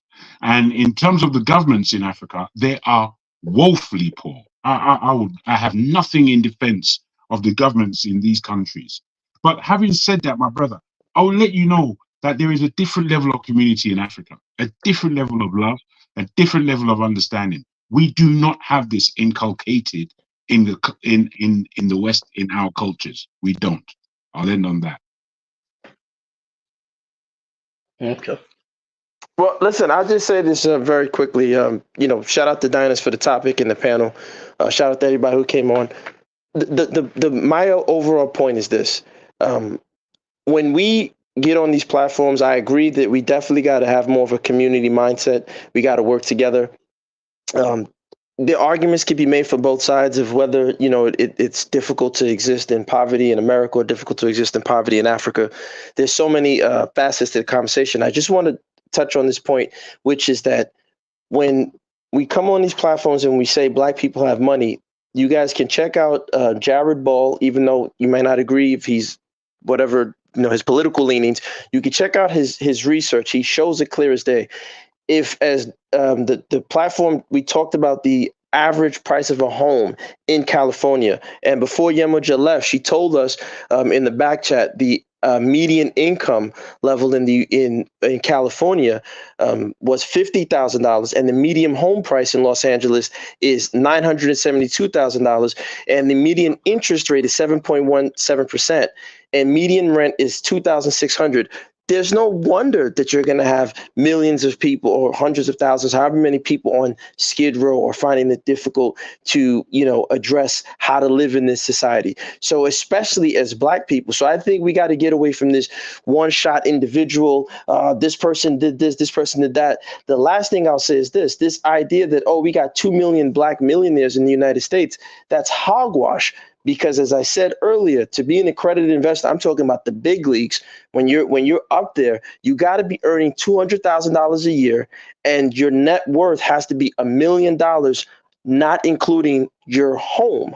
How many Black people fall into that? And if you don't fall into that, that means you don't have the capital to sway politics in your direction so you can get meaningful development for housing projects and business development in your community. That's what I mean by saying we don't have the capital. Can we get the capital if we pool our resources together? Perhaps, but this political establishment in America has always thwarted those efforts. So I'll end with that.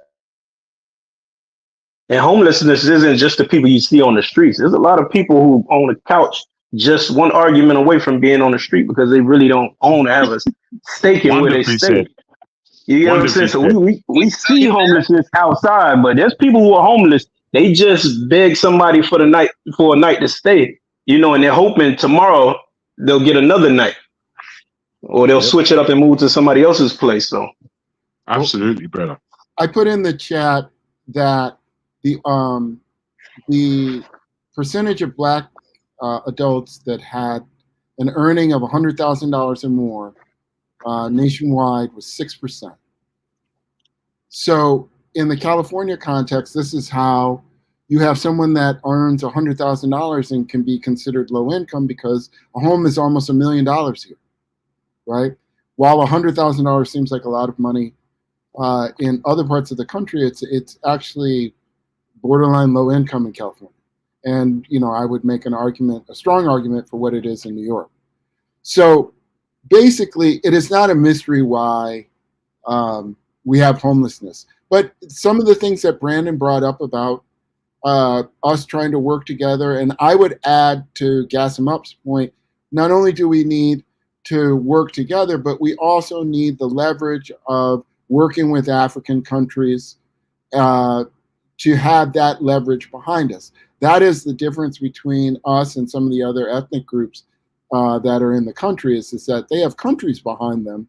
And the United States has proven that they are not behind Black Americans, not in the way that these other countries are behind their diaspora, in this case, Black Americans. So great topic, Dionys.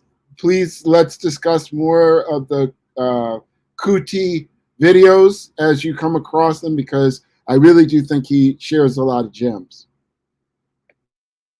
Danish, we got to do a topic on the national anthem in Nigeria. It just changed. I hope you memorized it.